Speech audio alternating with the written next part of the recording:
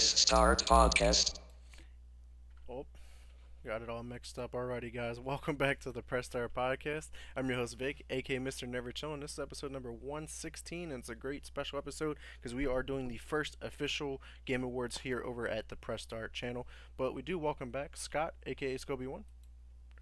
Oh, hey there, long time no see. Right. And welcome back Lunatic Oblivion, aka Roger. Welcome back, Hey sir. guys, how you doing?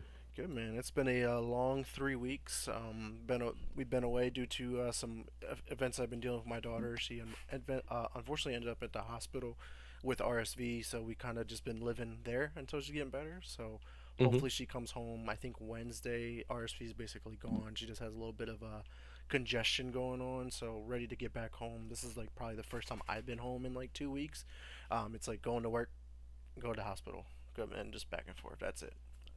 So, outside of that, man, didn't really have much time to game. I gamed probably like the week before, like 3 weeks ago, and I beat a couple of games, which we're going to talk about here soon.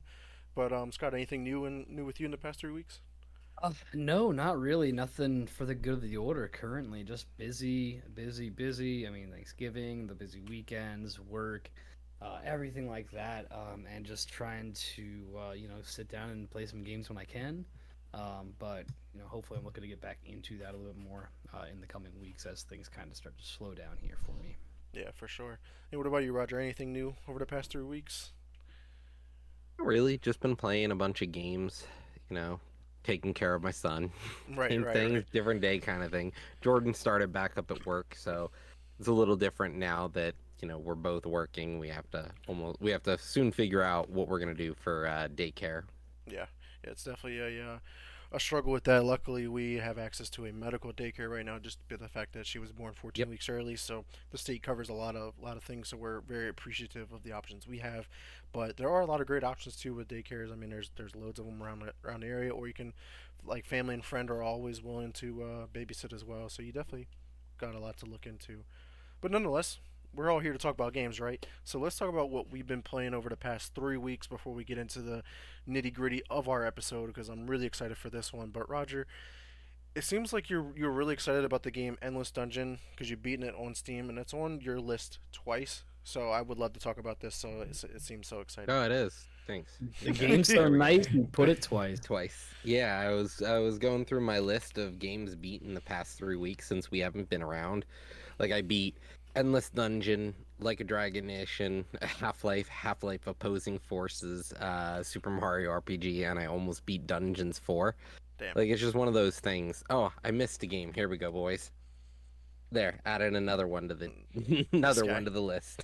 I was gonna pick up War Tales. That looks really good. Yeah, Yeah, honestly. that looks really fun. I thought for sure you were gonna put Endless Dungeon again. No. It's funny. Oh wait, I missed another one, boys. Here we go. Endless Dungeon. No, not even. I've actually got like so many games going on. So I'll start off with just like Endless Dungeon, as we said. It's a game I had on the list twice by accident, but Endless Dungeon was a remake of an old game by Calypso. We covered it the other week when I talked about Endless Dungeon. But the game is a remake of their original. Sorry, it's Amplitude who made this. It's a remake of their original Dungeon of the Endless game, but now it's instead of being like a top-down click in a room, your character moves to it, and sort of more of a tactical strategy game. It now becomes an action RPG sort of game because you're controlling the character and you're aiming your gun, you're running around the dungeon without just clicking and trying to do positioning and things like that. So the game itself was pretty cool. I don't think it's anything to write home about. It was kind of for people who played the original game and wanted to play it again. There's a lot of features that are missing now that they've rebuilt the game in a 3D engine as opposed to like a top-down 2D. Okay. So overall, it's been a pretty enjoyable experience then for you. Yeah, Disney and I had a lot of fun playing it 2 players. It's an odd game because it's one of those games that's a 2 or 3 player co-op, not four. Like Interesting. typically you find that games are 4 player co-op, but this is one of those games that was only 3. Right.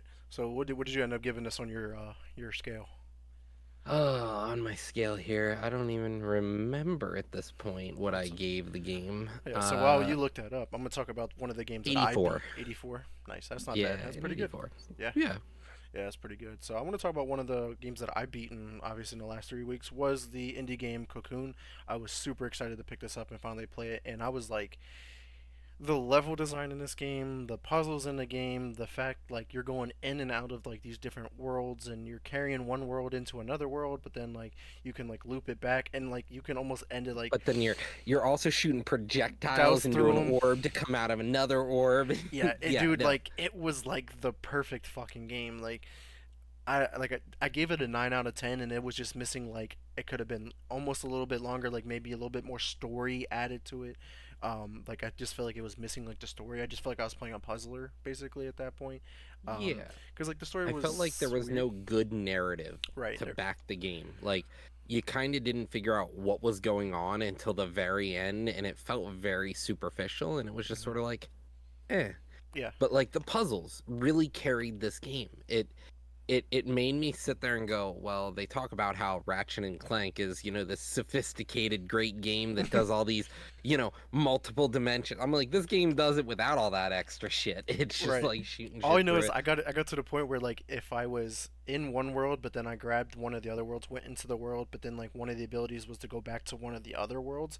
But the Hmm. if I did that and the world was in that world, I ended up back at the same spot that I like went in as. So I was like, this is like interstellar kind of shit. Like what the hell is going on?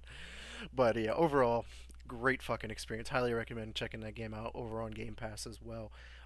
And then like it took a turn, man, for games when I was The playing. boss fight, Oh yeah, the like boss the fights were boss so fight in fun. that, but like the final boss fight just didn't feel conducive to what you had been doing the whole game. Hmm. Like all of a sudden you're just like, okay, now it's a laser mini game, but you have to time your laser, and it's like, I hate this. Please stop.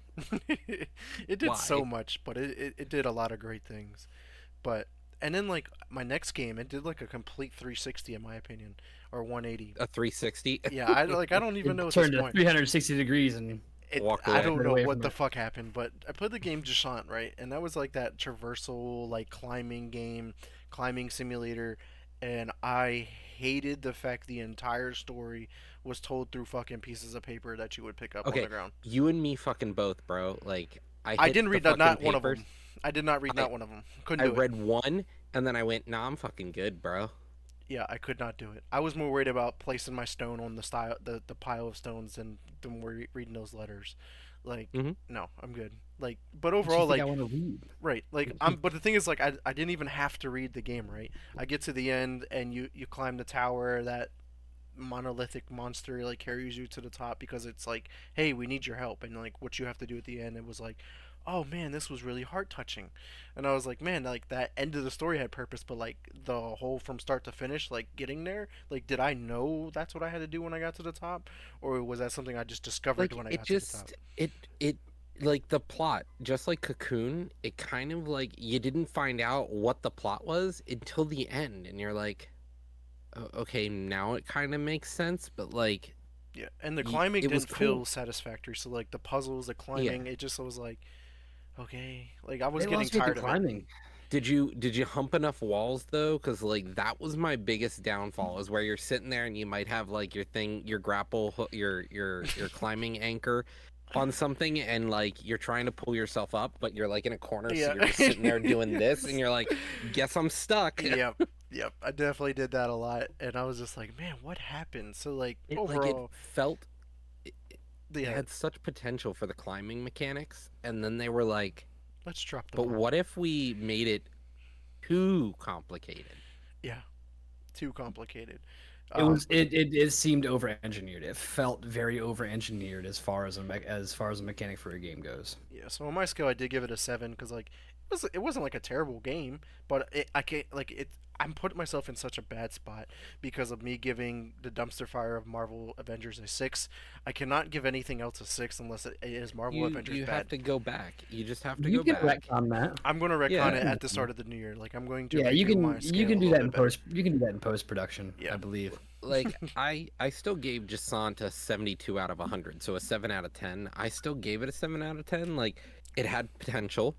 It was a new concept. It wasn't poorly done. It was just, as It Smiggy looked said, good too over with the art engineered. style like it did. Like the art style looked Yeah. great. The music was nice. hmm The sound effects was great. The interaction The with the your world, companion was pretty cool with like what he could do with yeah. like the abilities was like pretty cool. But like the world building I thought was also really nifty because you kind of watched the end of the world in reverse. Yeah.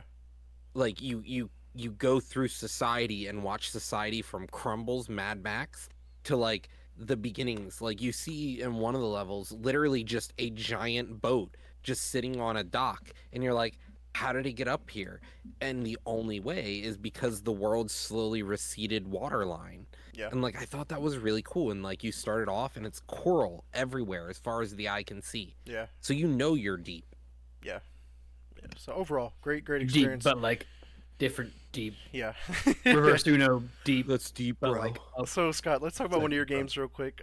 Baldur's Gate 3. It says again because I didn't you already beat the game, so you restarted. You I played through it did. again. I did. And then starting new campaigns with friends, planning to start other new campaigns with friends. Um, I want better for Karlak. So I'm gonna try to get better for Karlak. Yeah, and it's just the possibilities of the outcomes and the storylines. There's so many characters that I didn't even play with. I didn't use Will. We all know I didn't have Gale. I had his hand. But there's so many other things that you can do with the storylines, and I just keep going back for that for the replay aspect, which we will get into eventually as I make my case for that, and then same thing goes with the updates that they've been receiving. So there, I'm gonna restart another character, but I did make a massive elf character with long curly hair. I named him Poi Trolamalu to any football fans out there.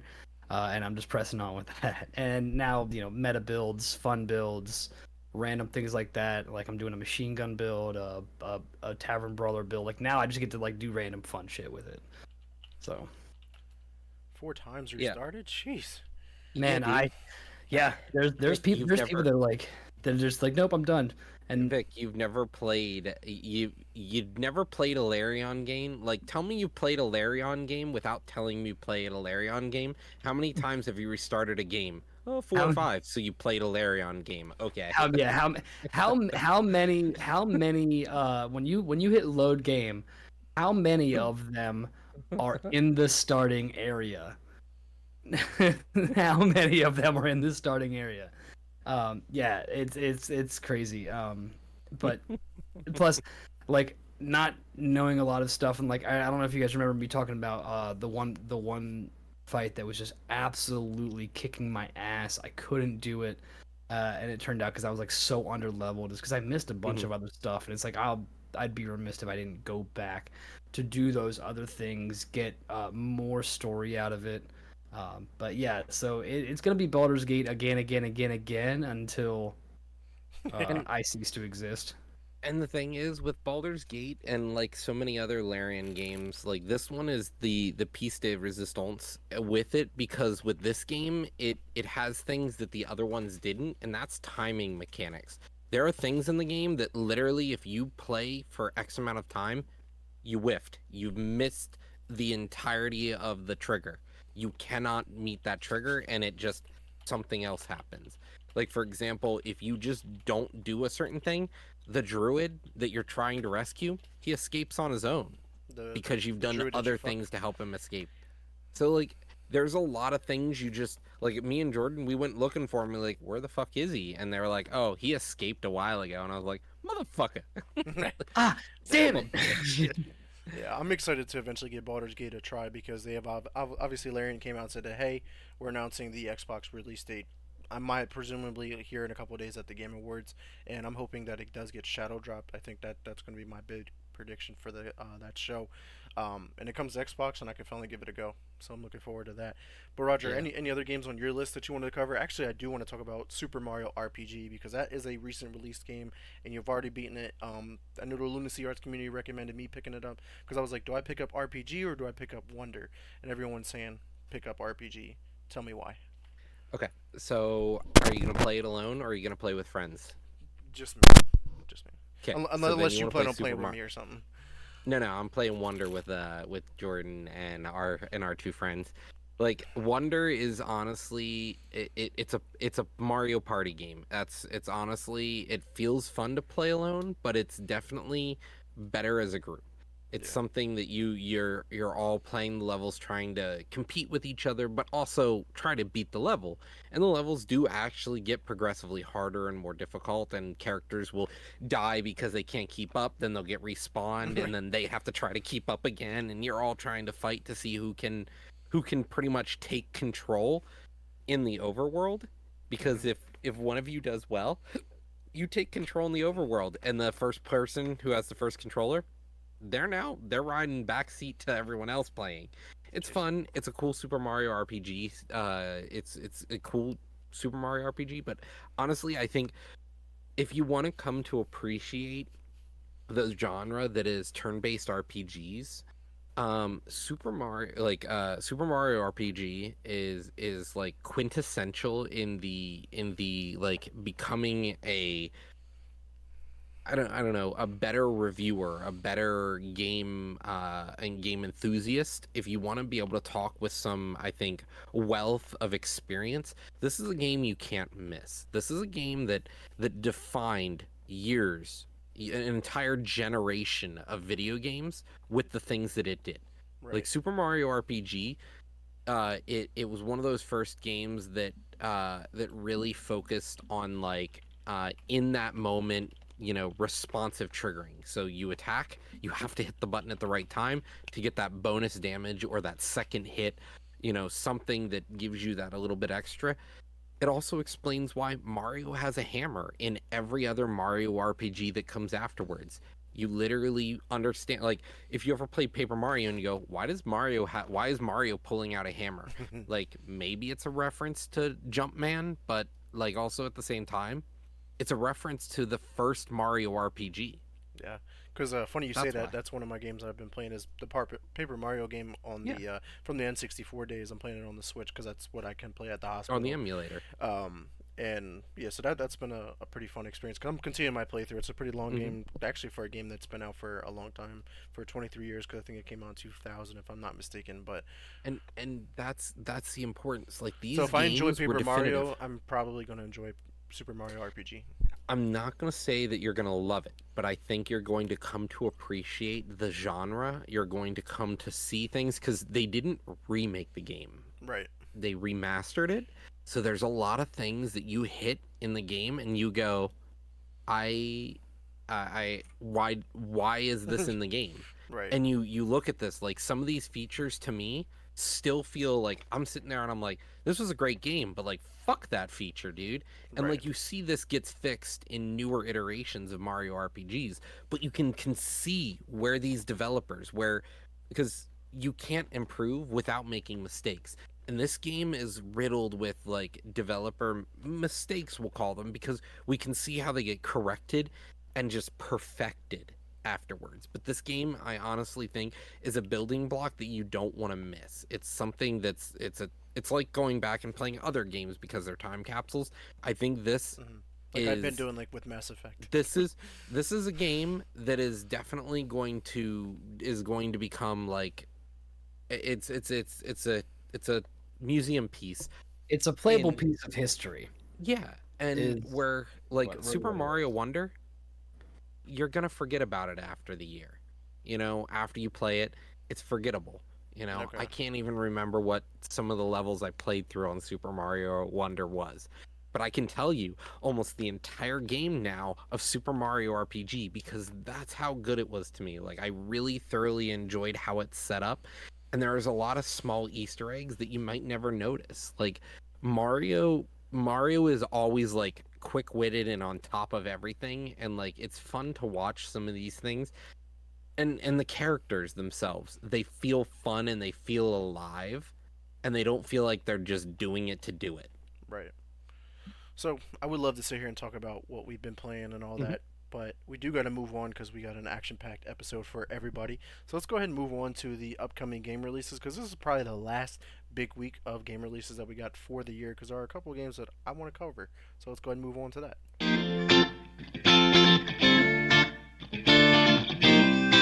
All right, Roger, if you want to do the due diligence of running through this list of games this week.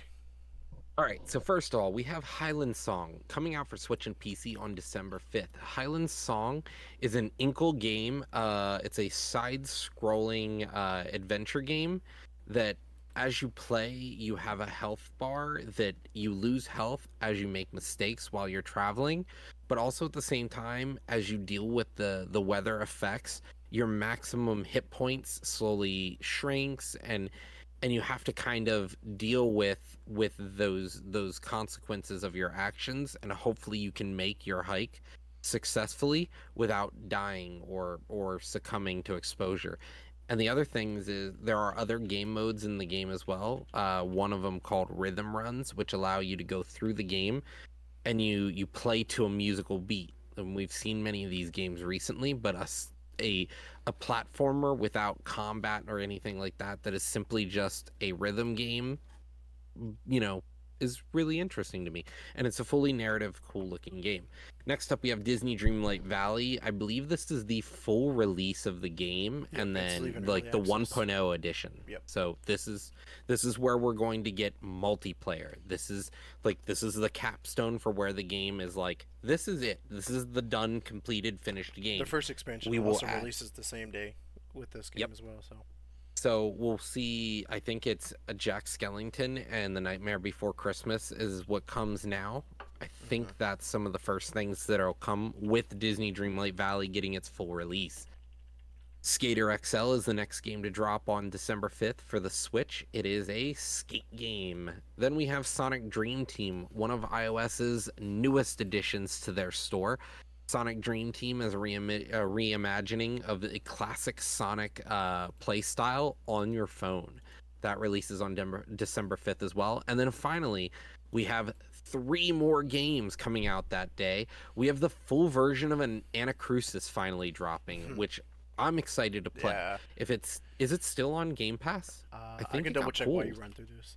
Yeah, so Anacrusis, Xbox X and S, Xbox One, and PC only. The Anacrusis is getting its full release on December 5th, which is one of the things that was the biggest qualm for this game while it was on Game Pass. It didn't have the full release. You could only play through 2 or 3 levels before the game was over.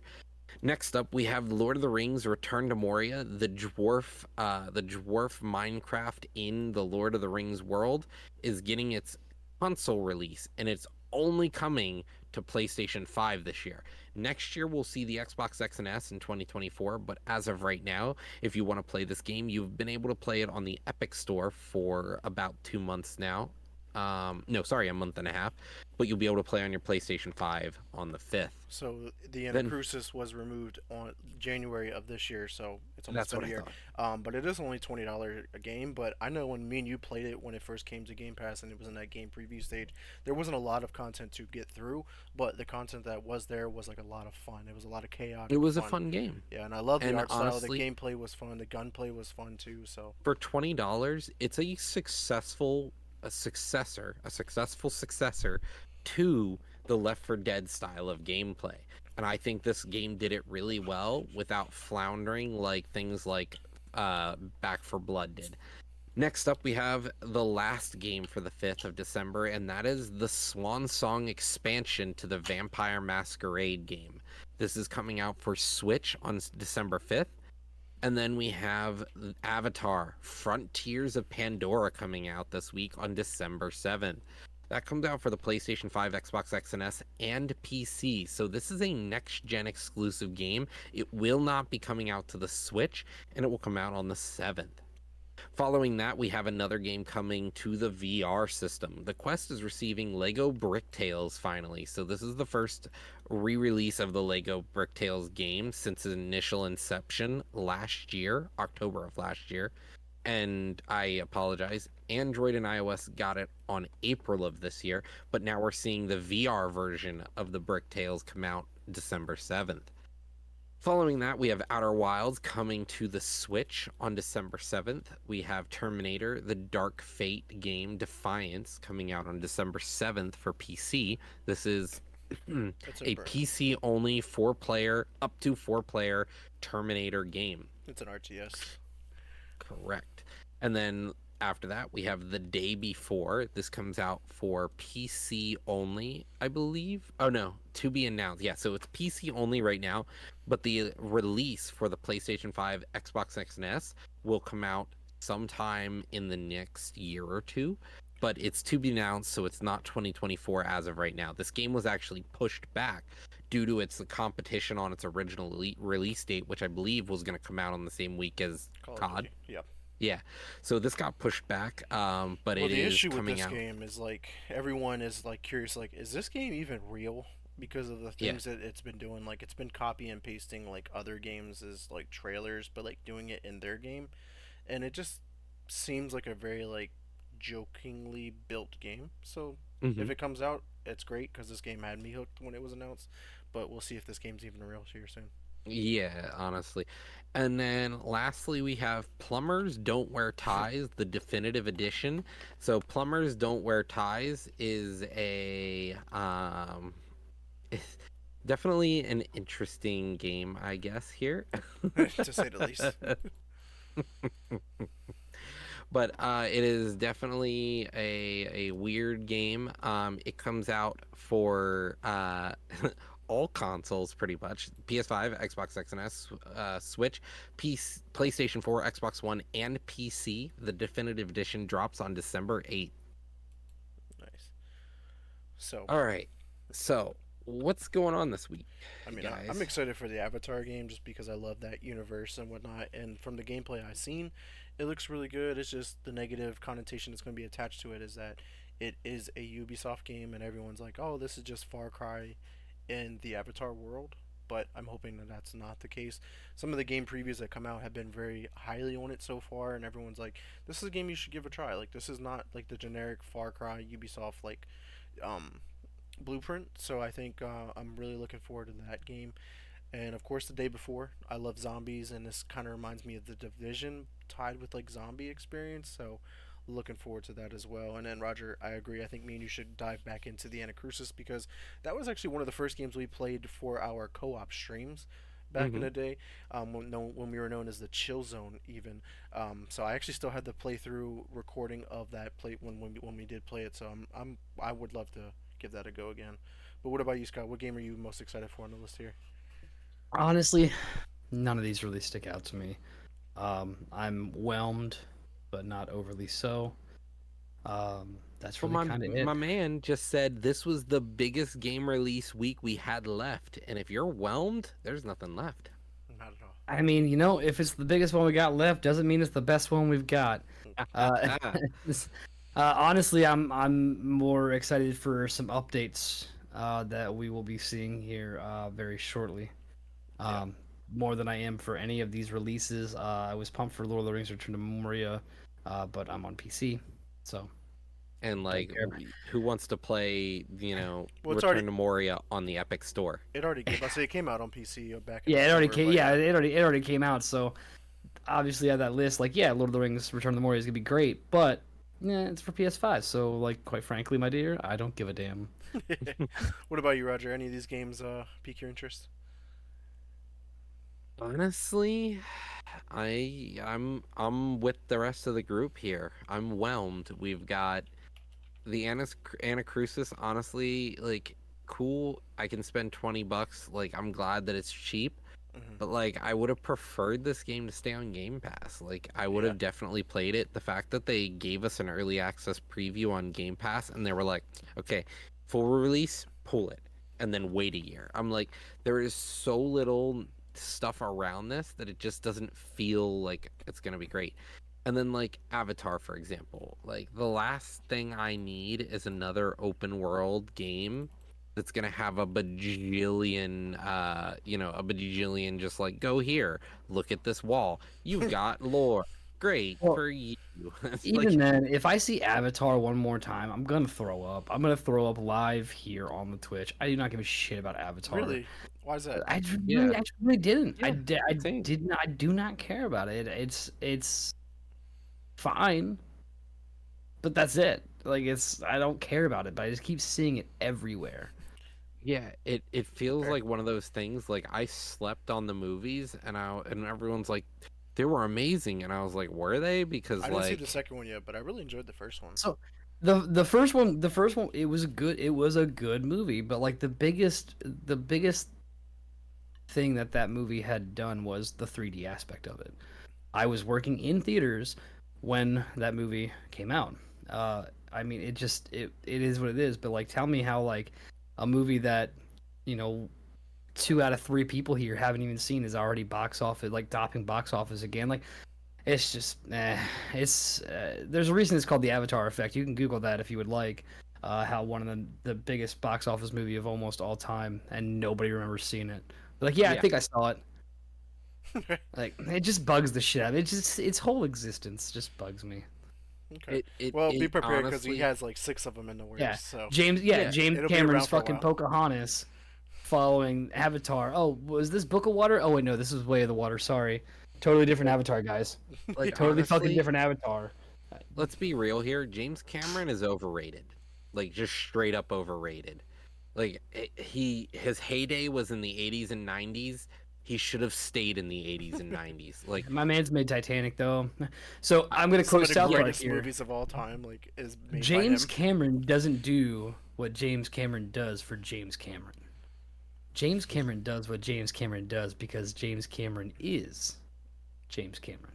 but like, and as I said, dude should have just stayed in the 80s and 90s. Titanic was 97. Yeah, cool, great. It was a big, great film, whatever. But like, it's still only a 7.9 out of 10 on like IMDb. Like, I think reviews critically it did well, but like a lot of people still are just like, yeah, I think the reason James Cameron is so big still is because I think like 80% of the male population owes him for the first set of on-screen boobies that we've ever seen. fair enough, fair enough. And honestly, quite frankly, he's earned that, so that's fine. Let him make his money. For Yeah, sure. it just, But we can sit here and talk movies all day, but we do got to but get this to is a our gaming show. right. But yeah, so Roger, if outside of what you had to expect to hear, but actually, real quick, because we were talking about James Cameron tying real quick to a game, Terminator: Dark Fate. I was like, oh, Terminator game, cool, because we're getting all like the RoboCop and shit like that. And they're like, it's an RTS, and I'm like, nah, I'm good. Just a real quick I don't topic mind on that. RTSs. Yeah, I'm good on that. I like certain RTSs. They're fun. I'm sure that probably won't be that great. But let's go ahead and move on to our just our gaming news, industry news. Let's round it up all into one category before we dive into the. Oh, wait, guys, just so you know, the Terminator game got moved. It's February, so Oh it's damn! not even the release date's not even right Oh my anymore. god, this Damn. affects us all severely. Oh man, I'm can't even so play is- it. sad. I'm so sad. This is horrible news. But outside Uh, of that news, we do Great got to get news. to our upcoming Press Start Game Awards. So let's go ahead and move on to the gaming news.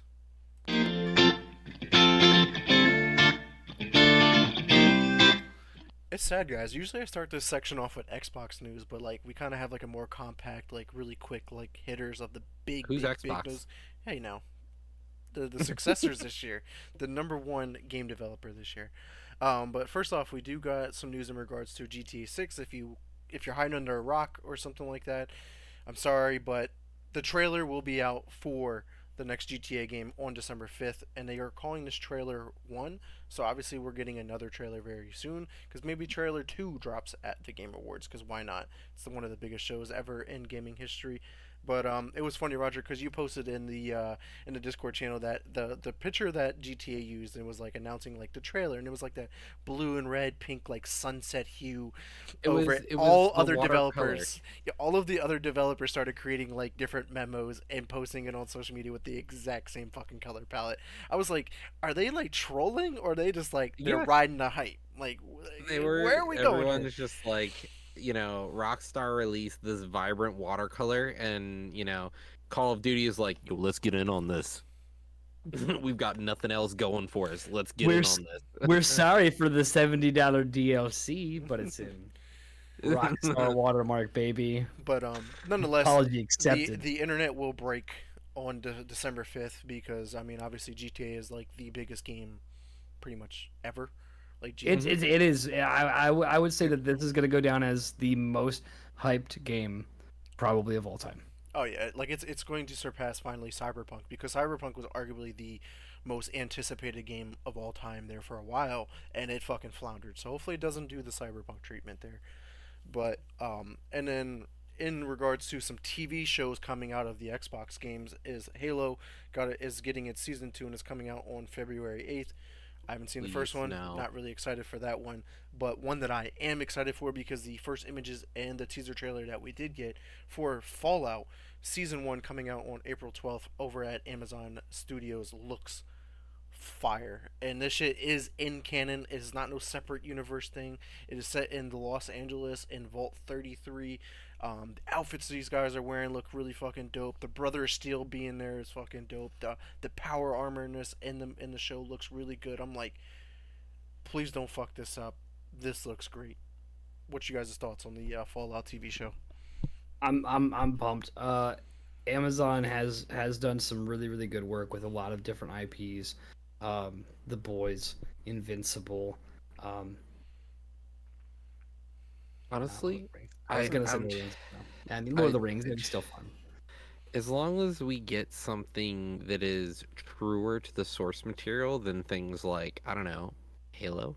Right, Yeah, right, right, right. yeah. Oh, And I and think apparently they know better. we're getting a like an explanation about like the Pit Boy and the other guy like we're like the actual person that appears like on the screen and the little action figures and shit like that.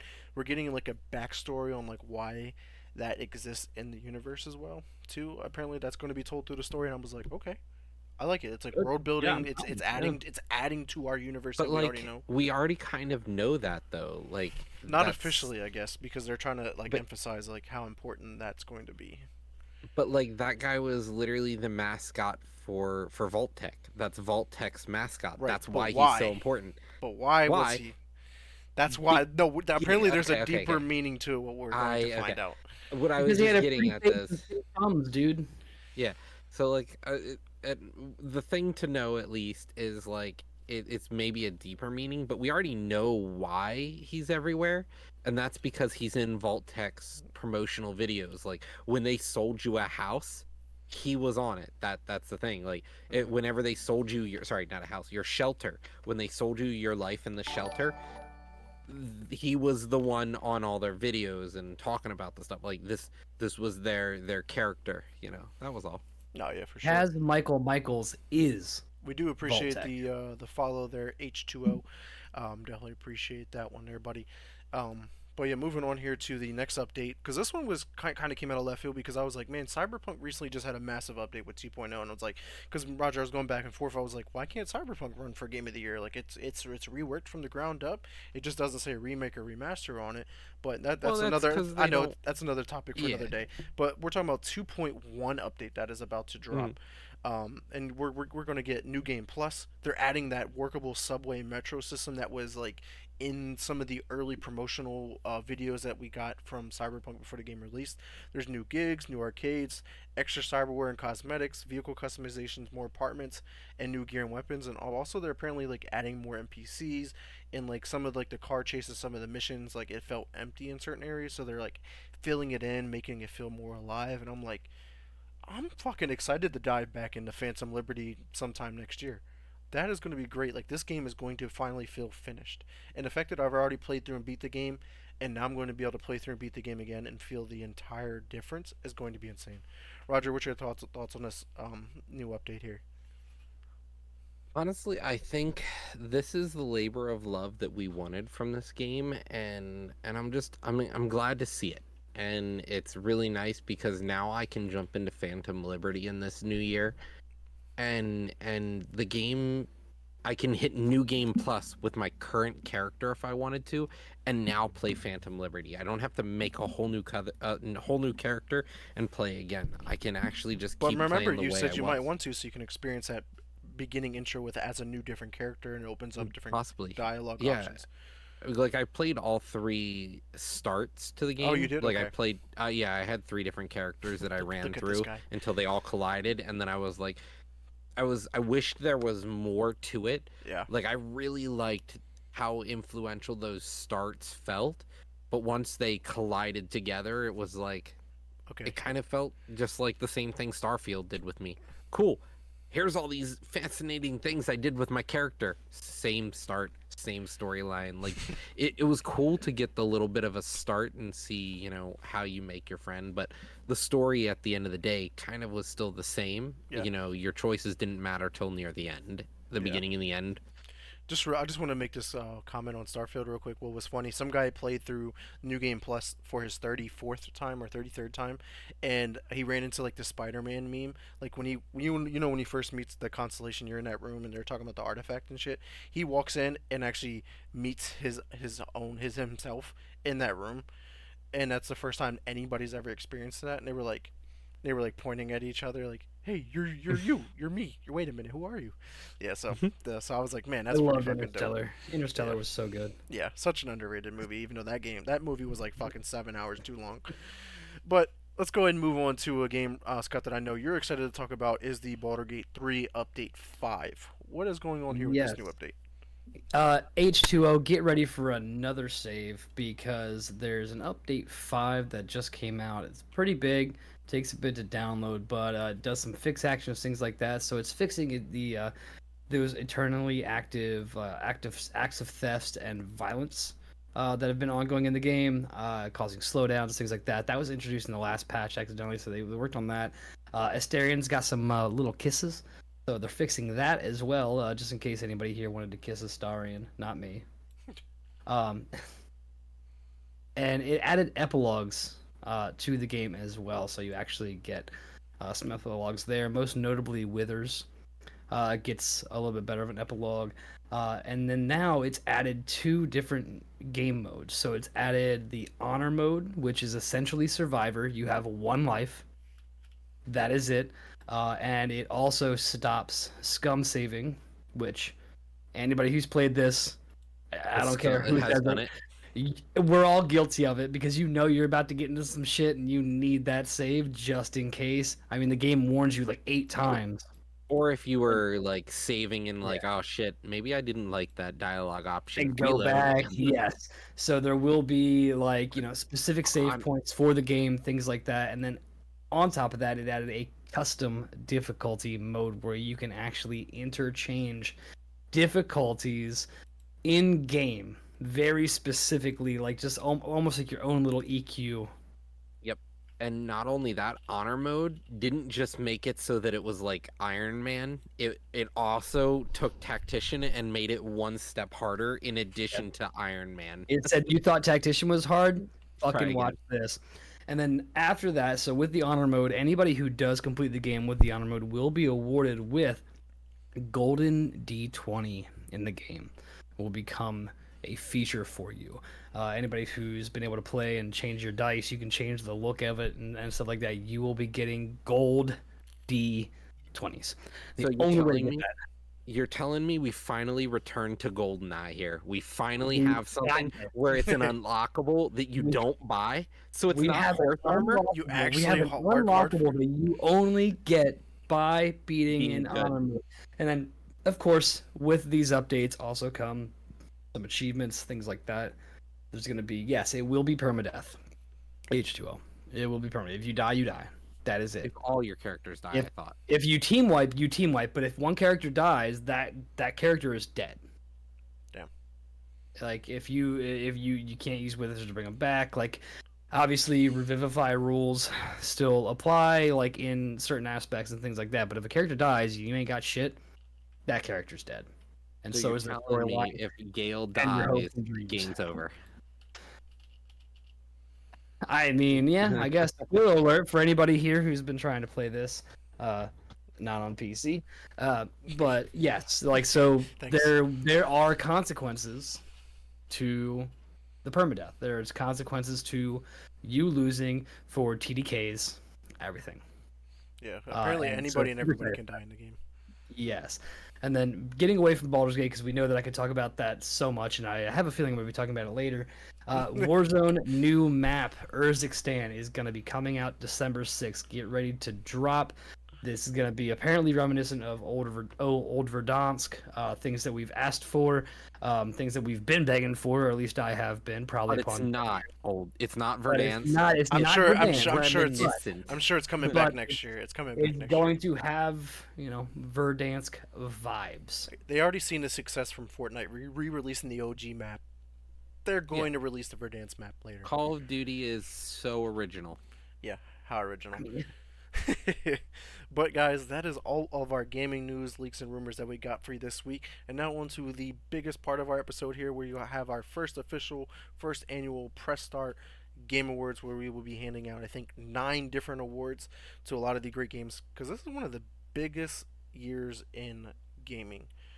So I'm gonna go ahead and bring up what we're going to be covering here on. I kind of have like a throwback slideshow, I think. Yes. So let me go ahead and pull that up here. Get that right on over here. Cool. So Roger, we're going to be diving into our Press Start Game Awards here, and here's a list of everything we're going to be handing out. We're going to be doing Game of the Year, Best New IP, Best RPG, Best Indie Game, Most Anticipated, Best Remake slash Remastered, Best Music slash Sound, Best Action Adventure Game, and Best Proper Pooper, aka the Best Mobile Game. So we can go ahead and dive into it, but before we do, Roger, man, like, what a year, man, in gaming. Like, I think we What a have year. covered like the best year in gaming ever. And I honestly, gaming is going to get bigger and more convoluted every year. And honestly, I want to start out by talking about how even what we're doing is going to be a flawed system here. I think the Game Awards needs to change soon because like we're getting to the point where if you can only have so many nominees, honestly, where is like ranked choice voting? Why doesn't the public just be able to rank choice vote on games that were released this year? Choose 5 games, order them from best to worst in your opinion in a category, instead of just giving me 5 that you think are the best. Because at that point, you're already weeding out some games that should have deserved to be there. they deserve to be there, and Right. it's just because we don't actually get a choice. It's more of just a selection. Well, no, the It's game the the, illusion see, of a The choice. the They- politics behind it. the Game Like, Awards the is actually politics and, interesting. like, The games that your are chosen, lobbying.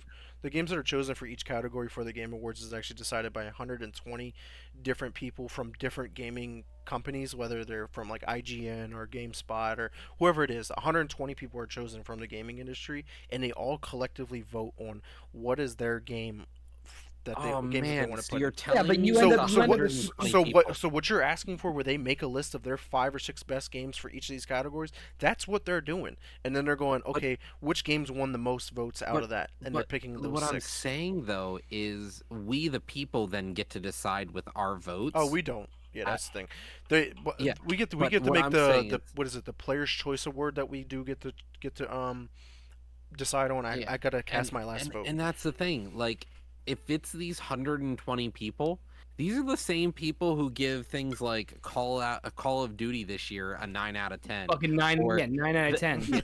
These Who are did the that? same people who vote like that are giving us these horrible reviews. They're like, oh, this game, it's nigh unplayable, and there's Because tons they've of never beaten a glitches game and like bugs. that before, and they've never 9 played out a of 10. game like that Yeah. before.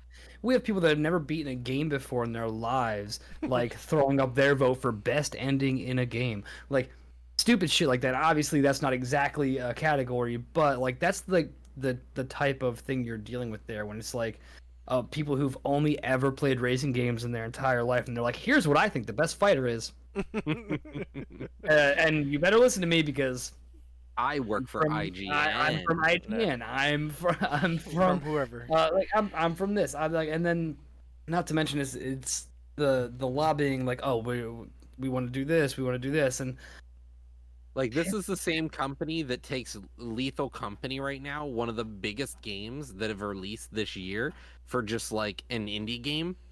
And I'm not saying it was 2022 or 2023 because it released too late for the awards, but this is a game that is now bigger, has more concurrent players than Baldur's Gate 3 ever did. That's crazy. Yeah. That a game like this blows up, but like something like this is just gonna go unsung because they're like, it's okay. But like, It's gonna be the the game, problem like is- the only game that was really popular this year, it's not going to be on anybody's list for anything. It was this game that was blown up Yeah, from streamers that, oh, everybody got to go play now for a week, and they're like, oh yeah, forget about it.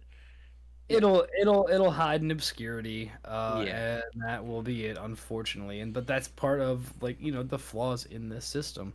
When does the year stop? When you can't just have people remember for 12 months like every game that came out and what's going on. Like, so how do they bring out the best of the best?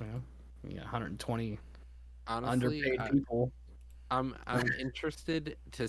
I would love to see the Game Awards become a better system in the future, where it's not just people in the industry just self-regulating themselves with reviews and it's a giant circle jerk, and everyone's patting each other on the back, but nobody can, like, we're all out here like, you guys burnt down the building, and everyone's in the circle like, Well, it's because they're spraining the wrist, jerking themselves off. yeah. It's So really I what's think, kind of going on. yeah, and let's not throw too much slander out of here. But yeah, but I definitely agree. Let's Hogwarts let, let's Legacy let's got let's let's let's nothing. let's talk about a little bit more factual based because like one of their categories is like best ongoing game, and like Cyberpunk was in there. Like mind blowing, shouldn't be on there. Like Halo should be on there. Halo has been getting massive updates that is ongoing, but like, and they're not even like updates, they're like content, like new content. Cyberpunk just mhm. got updates that fix the game. Like if your game is just receiving updates to fix the game, your game's not ongoing.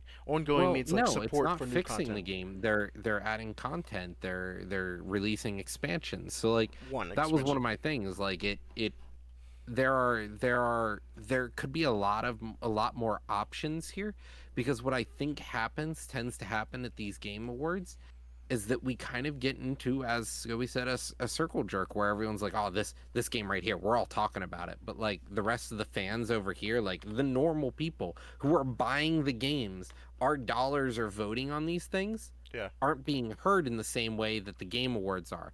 Because like now we're gonna drop the game awards, and game of the year might go to somebody who doesn't even, doesn't truly reflect what did best for the gaming industry that year, what We'll talk was about that one later. definitive. Yeah, but like we also argued how some of the categories, like we all were disgruntled at a bunch of categories. Like there were a bunch of categories where, like, where is this game? Like, honestly, a lot more people would have had something to say about it if it was actually the people in the industry, like, or the people in the people buying and playing these games, the consumers. Right. Correct. We've essentially gotten to the point where it's like Rotten Tomatoes, and you look and you see like the critic score, And then the 98%, audience score. audience score 5%. I mean, we see it now with the Metacritic score. Like they do Yeah, it open exactly. critic, Yeah, like it's for the it's games yeah. for sure. But nonetheless, let's go ahead and dive into our first category here. So I'm gonna bring it up on the screen here.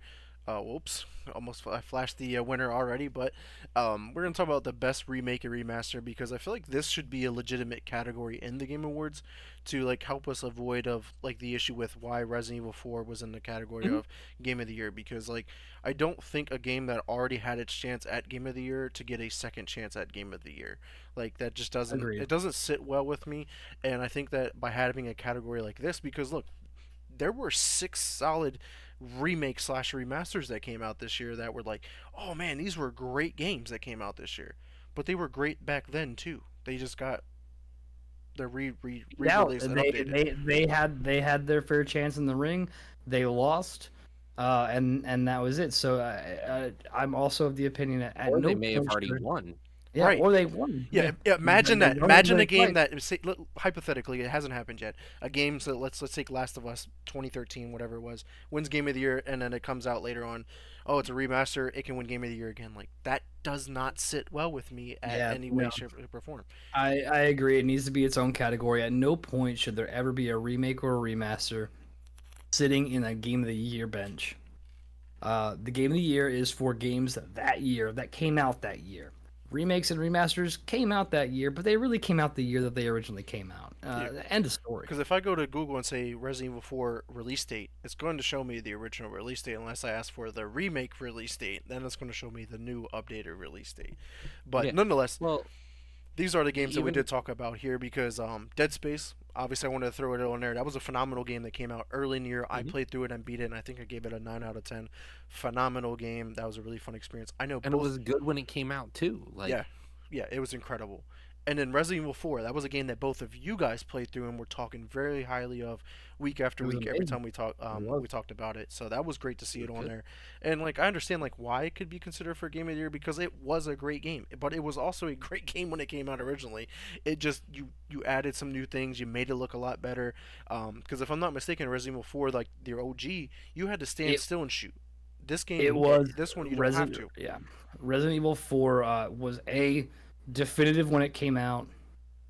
Everything like that. Like that was an amazing game when it came out. The remake just as high, but in its own category, not Right. as that. Like And then yeah. next up here on the list was Metroid Prime Remastered. Roger, did you get a chance to check this one out yet? Because I know that you No, beat because the game on the I emulator, beat right? I beat the emulator game and I was like, man, these goddamn forklift controls out here can fuck themselves. And then I was like, a month later, they were like, we're dropping Metroid Prime Remaster in a week. And I was like, fuck Fuck me, that dude. game. Fuck me and fuck that. Right. It's like, Fuck son of that a bitch. game. I guess just fuck my entire time, right? My Yeah. time's not important. But so overall, I think this game did really well with its Hmm. remaster. System Shock was one of the games that kind of went under the radar, but I do want to give it a go eventually. This is a game that I completely missed from back in the day because it was a game from early like 2000s or late 90s, if I'm not mistaken. I could be completely wrong. It So was a the, PC game when oh, you didn't know what PC was. right. So it, now it'll be a chance to finally check that out. But Roger, I know when this game was announced for the Switch, the Kirby's Return to Dreamland Deluxe. I know you were like, "Oh man, you're really excited to pick this up." Did you eventually pick this up and play it, or no? I don't even remember if I was super excited about it. I was like, this was just one of those things when we talked about the game of the week. I was like, this is the game I would play this week if I was to pick up a game. And honestly, I don't believe I picked up Return to Dreamland. Definitely I definitely would have if I probably didn't have other games I was playing that week. Man, yeah, I mean this year has been nuts. But and to round out our remake and remaster list is Advance Wars 1 and 2 Reboot Camp. Games I've never played before. I do know, if I'm not mistaken, a bunch of guys over at Lunacy Gaming Mhm. were big into these games as well. If not you, not about you, Scott. Were you a fan of I these games from back in the day? Back in the day, but I didn't do anything with the remasters. Same thing as Kirby. I kind of sat on the sidelines, and I was like, hell yeah, That's cool. Yeah, like it's good cool. for them. Cool, that's Mhm. neat. So these six were pretty solid. Were there any remakes, remasters that didn't make the list that could have been runner-ups that could have replaced any one of these games? I can't think of any off the top of my head because I actually threw this list together trying to figure it out, but I think these were the best, and I don't think there were any snubs in our category in regards to this one. But I mean, Cuz if the like community has any ideas to throw those out there in the chat as well, or even down in the comments if you're watching this at a later time. But this was a pretty solid list. What do you guys think were remakes or remasters here for No, the best ones? yeah, I definitely agree with the solid list here. I mean, you have heavy hitters across the board on this. I like know it there was a time where we had talked about like 9 of the 10 highest rated games at the time were Yeah, remakes yeah, I or remember. remasters. That was back yeah, when Resident Evil had first dropped. Yeah. we had actually like a Dragon Ishin. That was actually a remaster. It was a re-release of an older game. I forgot even, like we didn't in the West get this game. Like Oh this was a yeah. game that was only in Asia, and like a Dragon Ishin hit us in February for PlayStation, and Hmm. then we saw the Game Pass release not long after. A couple weeks ago. Yeah, so Yeah, but that's over in our game of the year category. You know, yeah. No, never that. But so it seemed like collectively that we did agree on the winner of this category here. So I'm going to throw that up here on screen. Shout out to Resident Evil 4 for winning the category of best remake remaster. This game I have not gotten to yet. I would love to check out this remaster remake maybe sometime next year. The only one that I played on the list was Dead Space, and I really enjoyed it. But yeah, Resident Evil 4, congratulations on winning the Press Start Game Award for the best remake and remaster here, guys. So let's go ahead and move on to the next category here. Best proper pooper. I was sending out the creation of these promos that I was doing, and they were dying. They're like, best proper pooper, like that's hilarious. I'm And so happy Proper Pooper made it to like I would say a placard, whatever you want to call this. So I'm so happy that it made that term has made it because man, I mean, we used it a ton this year, guys. all the time. Like it was like our hashtag there for a while in a lot of our Yeah. episodes, like proper pooper. Like it just became synonymous with what with our show, and it's great. Roger, I know you didn't really have much of a vote in this. Um, I kind of just leaned into my choice of being Call of Duty Mobile just because of the scale. The content that Call of Duty Mobile gets is the content that multiplayer, like the regular console version of Call of Duty, should get, but does not get in the least the fucking bit. So I was like super excited for Call of Duty Mobile. Obviously, I did play Marvel Snap, and I was really high on that. That was a great fucking game when that shit came out, and this the fast pace of it, the hop in, hop out. You can play for a few minutes here and there. That was a lot of fun. Monster Hunter now is basically Pokemon Go, but with Monster Hunter. So Scott, I know you're big into Pokemon Go. It was on my list, but I was like, Monster Hunter now came out. Like it's from Niantic. It's just the Monster Hunter version of the game. I gotta put it on there. Pokemon Go had its Yeah. chance in 2013, 14, whatever year it was. So there's that. And obviously we had Diablo Immortal. That game rakes in money like it's nobody's business. Like Well, when you're actually, spending $100,000 to get a rare item, yes, it will bring in some money. yeah. So it seemed like an Don't overall you guys great have experience. phones? An interesting one because I was trying to figure out what games to throw on this list, like games that came out this year, was Final Fantasy VII Ever Crisis, which is like a scaled down storytelling of like everything that happens around the Final Fantasy game. So that was pretty cool to see come to mobile because I was like, man, like mobile gaming is going to the next level here. And then I had to throw Omega Strikers on there because I know a ton of people that had played this game. A bunch of guys over at Shoot to Win were like, yo, this might be the next big thing. And this game was it seemed like a lot of fun. It was like pong, like soccer, like hockey, but like you can actually like battle and take out like the opponents. It almost similar to like Rocket League almost, but like there's different characters. So that was a great game to add onto the list here. So you guys have any snubs or games that should have been on the proper pooper list here? You mean other than like Pokemon Go or maybe like Magic the Gathering Arena? Yu-Gi-Oh! Duel Links? Uh, Yeah. Master Duels? No, honestly, I think this is a pretty solid list for the mobile gamers out there to pick it who've picked this stuff up and have played these games. So I think it's a good one. What about you, Roger? I know you were didn't cast a vote on this one, but any thoughts on the proper pooper category? Honestly, I I He has think to Call of poop. Duty Mobile is the proper pooper right now. It is the one that pretty much single-handedly carries the mobile genre for many countries and many regions. Yeah. Yeah, between that and Diablo, if you have the money for it, Diablo credit card. the Diablo credit card, that Imagine 16-digit cheat code. imagine that they're from the same company. I know, right? The Xbox now. 16-digit cheat code, but yeah, no, Call of Duty's been a solid But one. we also got to put in perspective that this will be the last year we'll see Call of Duty Mobile, because Call of Duty Mobile is being shut down because it is developed by Tencent, and But they're releasing not Call of 10 Duty. cents. Yeah, they're releasing Call of Duty Warzone Mobile, which is going to incorporate the multiplayer aspect of the Call of Duty mobile game, but also incorporate Call of Duty Warzone all into one app. So RIP to Call of Duty Mobile, but congratulations as well because you are the best proper pooper of the year of 2020-2023. So shout out there to those guys there. I've never played Call of Duty Mobile. I think I played. I'm lying. I think I played like a game, but like it's weird playing it with the touch controls. Maybe I'll give it a go with a controller hooked up to my phone. I've picked it up. It was fun. Uh, I'm not gonna play that when I'm not playing on my computer because when I'm on my computer, I'm usually playing Call of Duty and a couple other games. Hmm. But what they were able to do, and the reason I made the vote for this was what they were able to do on mobile and still give you that COD feeling. I mean, you can't really beat it. Yeah, and the fact that like it's a culmination of like Modern Warfare and Black Ops and like all the different maps, all the different guns, like all the different modes, like from all of the different Call of Duty franchises in one housing. Just like when they had Call of Duty Online, which was only available in China before it got shut down eventually. Like that's what I have always wanted here at stateside. Like, because that's the game we talk about all the time. Like, why is Call of Duty not a live service game?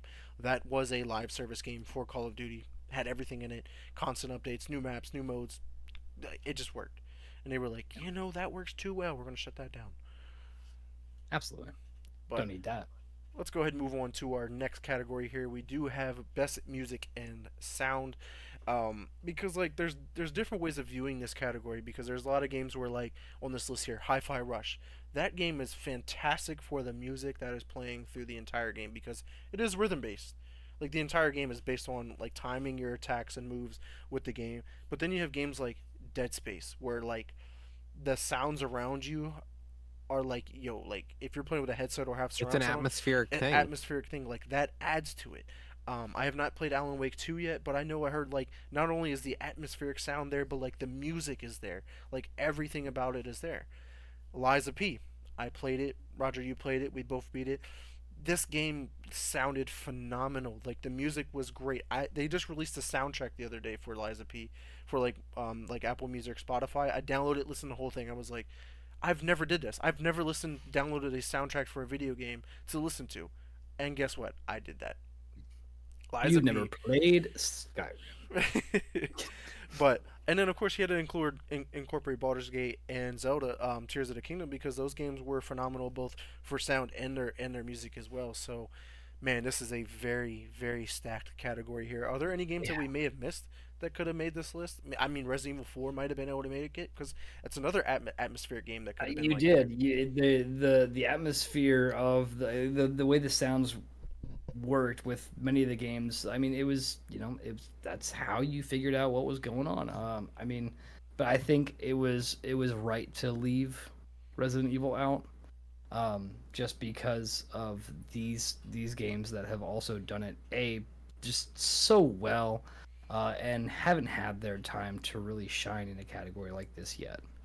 Um, Now, of course, we weren't around back when the first one came out. However, comma, it's one of those things like they've had their day. I think being in a best remake or remaster category kind of almost absolves you from really being in any other category.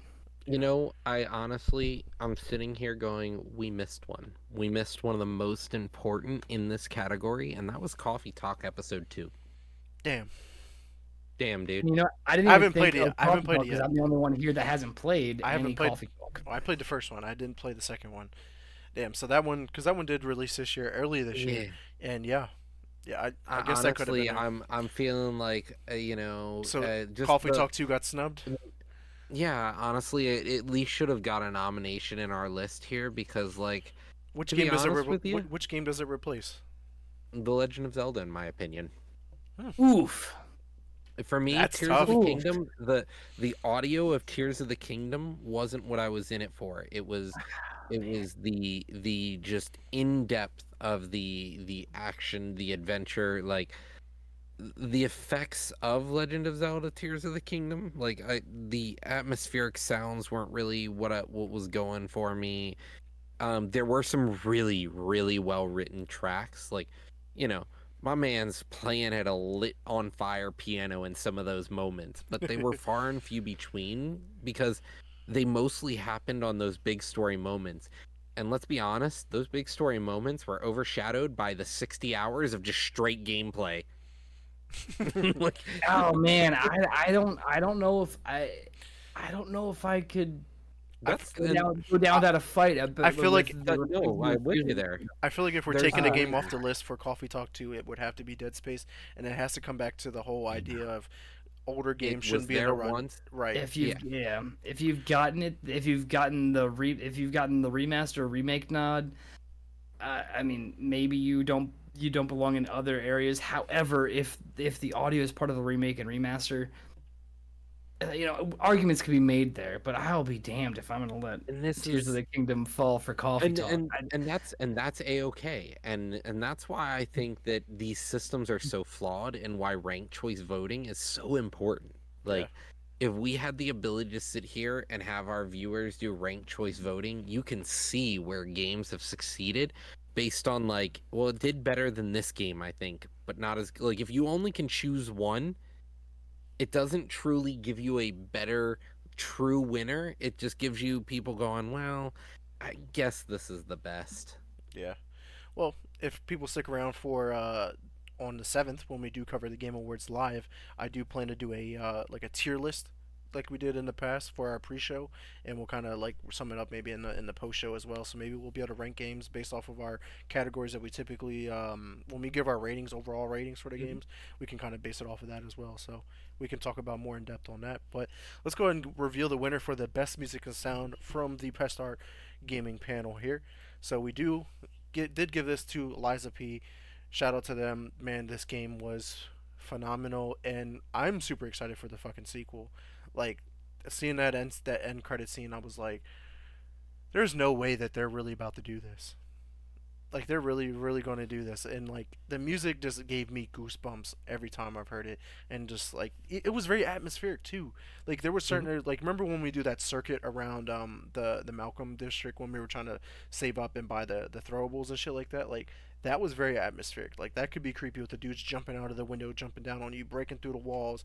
Like it was very creepy in certain sense, and I was just like, I'm getting tired of running the circuit because I hate the creepy sounds all the time. I really liked the idea that, like, sometimes to find the bonus quests, you had to just listen. You had to just be quiet Yeah, and listen. And you were like, is that somebody coughing in the background? And you, like, as or you get closer and crying. they're like, or crying, or just like, and you truly, like, you have to almost, like, follow the sound to somebody who is distressed, and you can.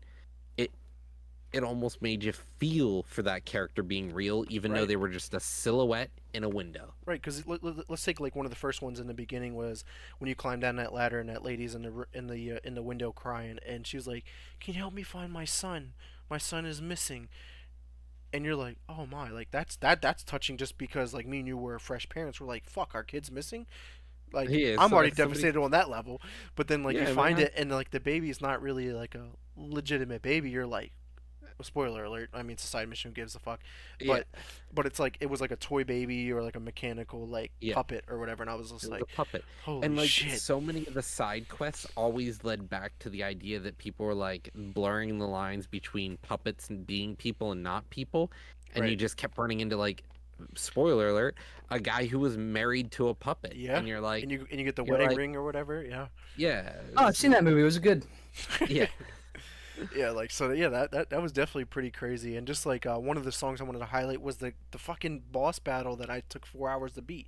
Was the The archbishop, cathedral buff. yeah, the archbishop at the cathedral. That song almost sounded like I was playing like listening to Duel of the Fates. Like that was intense. I wanted to go back and fight that motherfucker and over again just based off of the music. Maybe that's probably why I died so much. I was enjoying the music too much.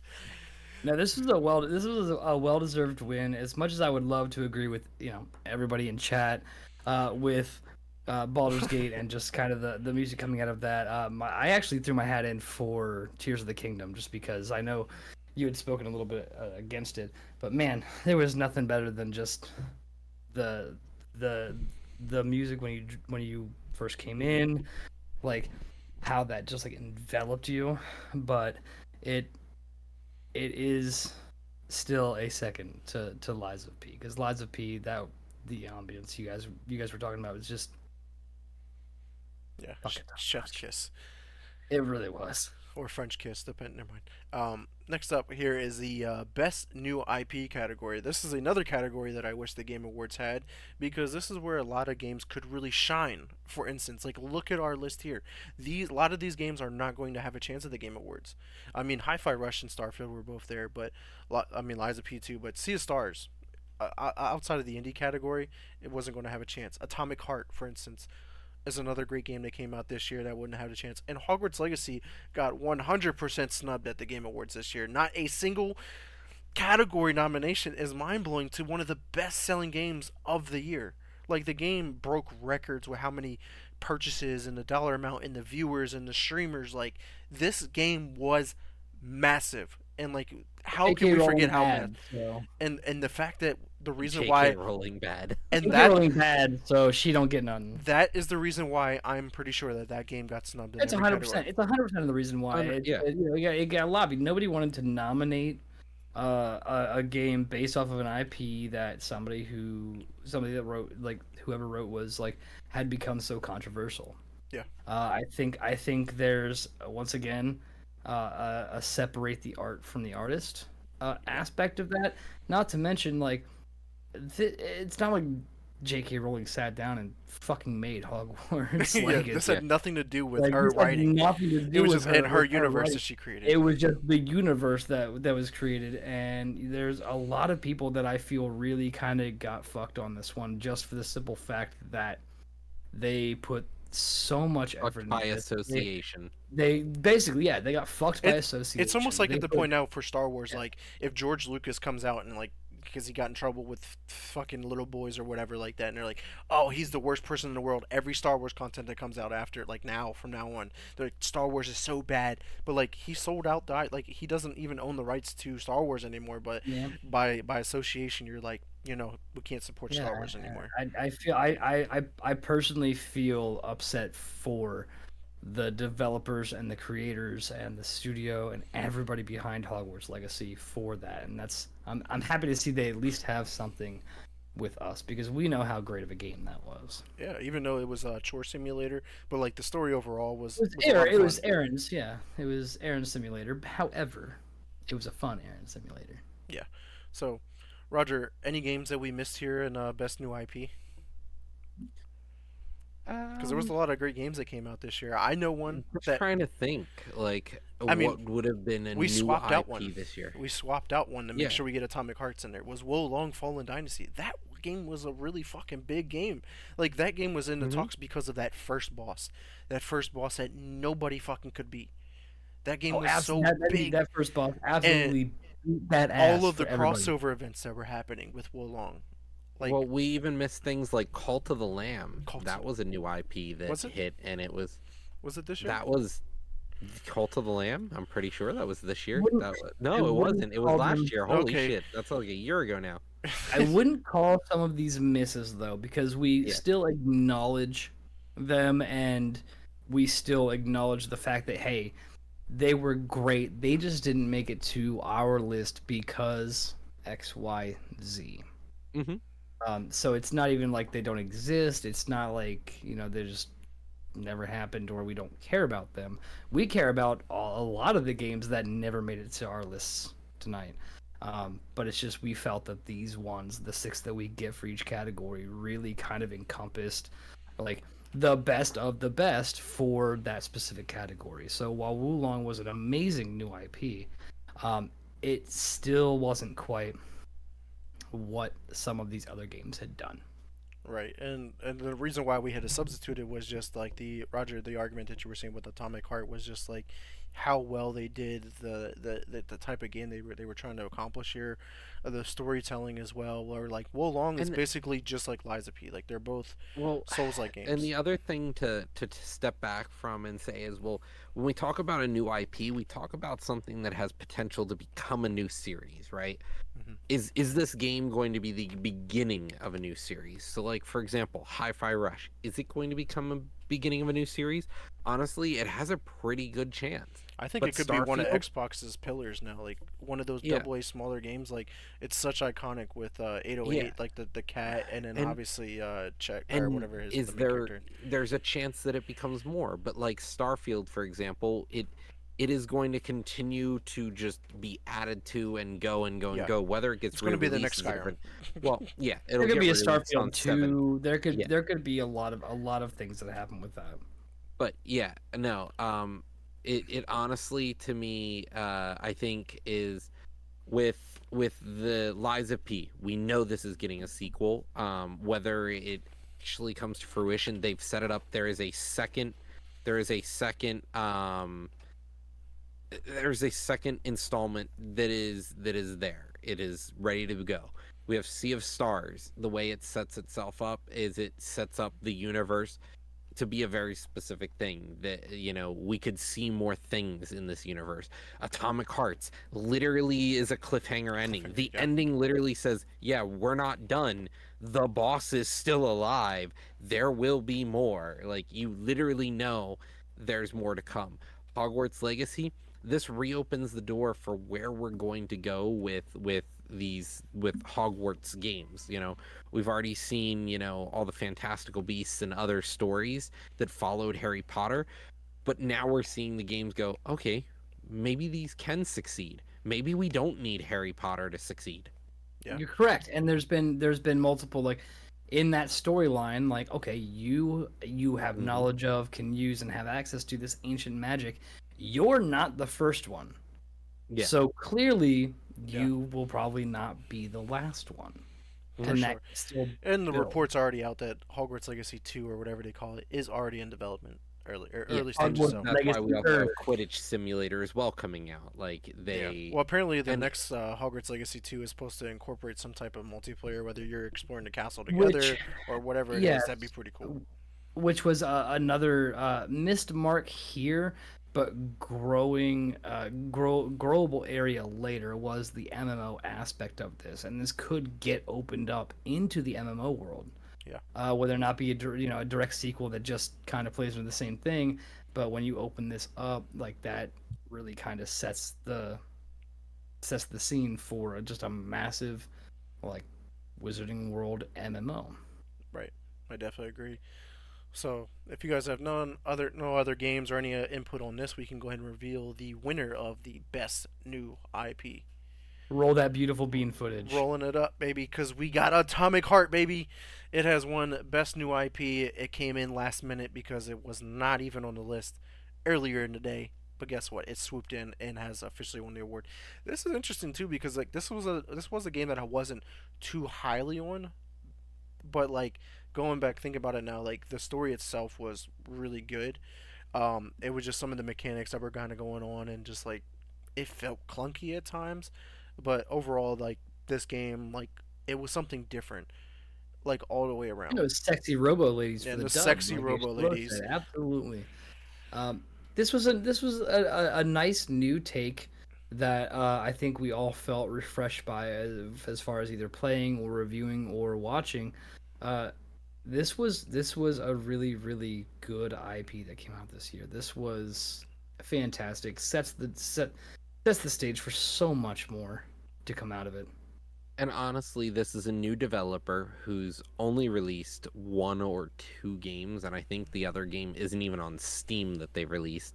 This is a new developer who's just entering the scene, and honestly, this game felt AAA quality and a lot of it. Like, this felt like I was playing a Skyrim style game in many locations. It was less choices at times, but like the skill trees, the building your character the way you want to.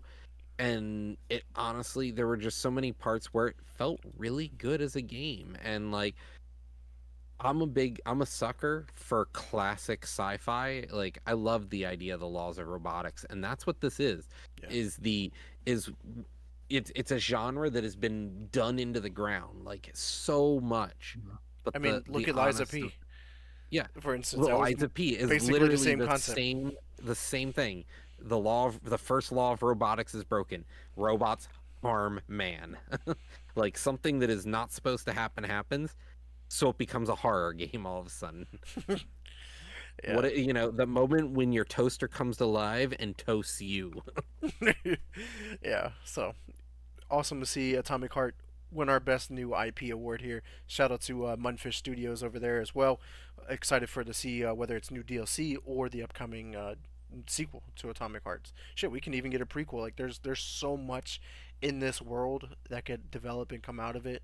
There's a lot of hype behind Atomic Hearts. They really put a big seat on that one And for Roger, sure. if I'm not mistaken, this game kind of came out of nowhere for you because you weren't following this game as big or as much before its initial release. No, I knew of it and I was like, I saw Atomic Hearts. We saw the really nice looking videos for like 2 years and I was like, this looks cool. And then it hit and I was like, all right, you know what? This looks real good. Let me give it a go. And And I guess what? played It it was and I on was like, Game Pass. It yeah. made it easy to check it out. And that honestly, I think is probably the reason why it did so well for me is it was free. It Honestly, was it was free shout out to 99. Game Pass, shout out to Game Pass for a lot of the things that we've played over the past years and over the past like 12 months and giving us a chance to actually have something like this because It was It would great. have been a risky click, Yeah, honestly. if you're looking Why at would I want a to pay 70, 60 50, dollars 60, for a $70, new yeah, game? Yeah. that I have no idea is going to be any kind of good. So yeah, Yeah, I think the price tag on a lot of games has been the biggest gatekeeper, and Xbox has really taken care of that for a lot of us. yeah. And I think that this is also the category that I think we struggled with trying to decide which game would win this, because I know Scott, you wanted Hogwarts Legacy, Roger, you wanted Atomic Hearts, and I also wanted Liza P. Those are my favorite games, but I think with the argument, Roger, that you gave to us with why Atomic Hearts won is the reason why it ended up winning this award. So shout out to Absolutely, them. and we Uh, were all in agreement with it because it's 100% true yeah, of the new IP scheme. Like This was the by far the hardest category to pick a game for. yeah, because like Starfield, is it really a new IP or is it just going to be, Space Fallout. is it It's one Space game that's Skyrim. just going to be, boom, we're going to just keep getting changes to it. It's Skyrim, all over again for the next 12 34, years. 34 new games. Yeah. Like, or is it, like Hi-Fi Rush? Are we gonna get a sequel? Lies of P. You don't even know you're getting a sequel unless you beat the final secret boss. Like, Atomic Hearts literally sits there and goes, "We are going to make a second game. The ending, no matter what happens, you see the ending, you're like, okay, well, they literally cliffhangered me like a season for season two." And Hogwarts Legacy, as much as it's a new like a new way of looking at an old We IP, yeah it really isn't a new IP because It's just not a Harry it's Potter game. It's just yeah set in the the not Harry we've just Potter ultimately universe. Harry Potter. decided that like yes, this is great for a Harry Potter game. However, it's not a Harry Potter game. It's so the new IP, but at the same time, Wizarding World has existed. This is something that didn't just pop up out of nowhere Yeah. and give us the Hogwarts Legacy experience. So just a few things that we roll around pre-show and in days past, just to kind of really make sure that we had a better idea and a really good like foundation for when we picked this one because this was our hardest one. For sure. No, let's go ahead and move on to our next category here. We do have the best indie game. This was also another tough category to choose from. Obviously, you see the list here, guys. We have Sea of Stars, like one of those games that came out of nowhere, but like took the gaming community by storm. And then Cocoon. We talked about it earlier in the show when this was one of the games I recently played and beat, and how wonderful this was. It looked beautiful, played great, just lacked that narrative to it. Jasant was also another great game, but just kind of missed the story beat. Had a couple issues, a couple hiccups there, but it was still one of the best indie games that we had this year. And then Dredge. Dredge is a game I have not played yet, but I have heard so much about this game that I was like, I need to play this. I gotta play it. Check it out. Looks pretty cool. If you found it, Roger, this is a game that you put on my map though. This is one of those ones that like you could bend reality, where like the pictures or whatever you were moving around, like then set up like what you actually saw in a real world. Like the concept of this puzzle solving game was next level, and this game looked really fucking good. And of course, Atomic Hearts also is considered a indie game because this is a smaller developer, and this is their first game, so that's why it also made the list here. So this was a tough one, guys. Were there any indie Yeah. games that missed the list here that we could have thrown on here? All of them, There's but yeah, there's so many that dropped this year. all of them, all of the other ones that dropped. All of To be quite frank, like when it comes down to like the indie game, like narrowing these things down to six is hard enough. Picking a winner, even harder still. I think all indie games that didn't get in one of these six positions were still snubbed because all of them have done so well to come out and really, quite frankly, blow a lot of people away. Beat the shit beating- out of some AAA developers. Like, and just they were just amazing. A lot of games that you've heard about weren't games that people were necessarily hyped for or people knew about. And it was because of those indie developers that really kind of put their nose to the grindstone, pumped out great games all year. Yeah, and Stray did come out last year, but it did come to Xbox for its first time this year, so unfortunately that missed the mark. But Roger, any And games that stick out to you that we could have put on this list? there was Chained Echoes that released after the Game Awards last year, so it Yeah, it could missed have the been this. cutoff Yeah. last year, and that was one of the first games that released in this year's cycle, and like that missed it. That was an indie game. hmm Yeah, that easily could have been replaced like Deshaun, for instance. easily.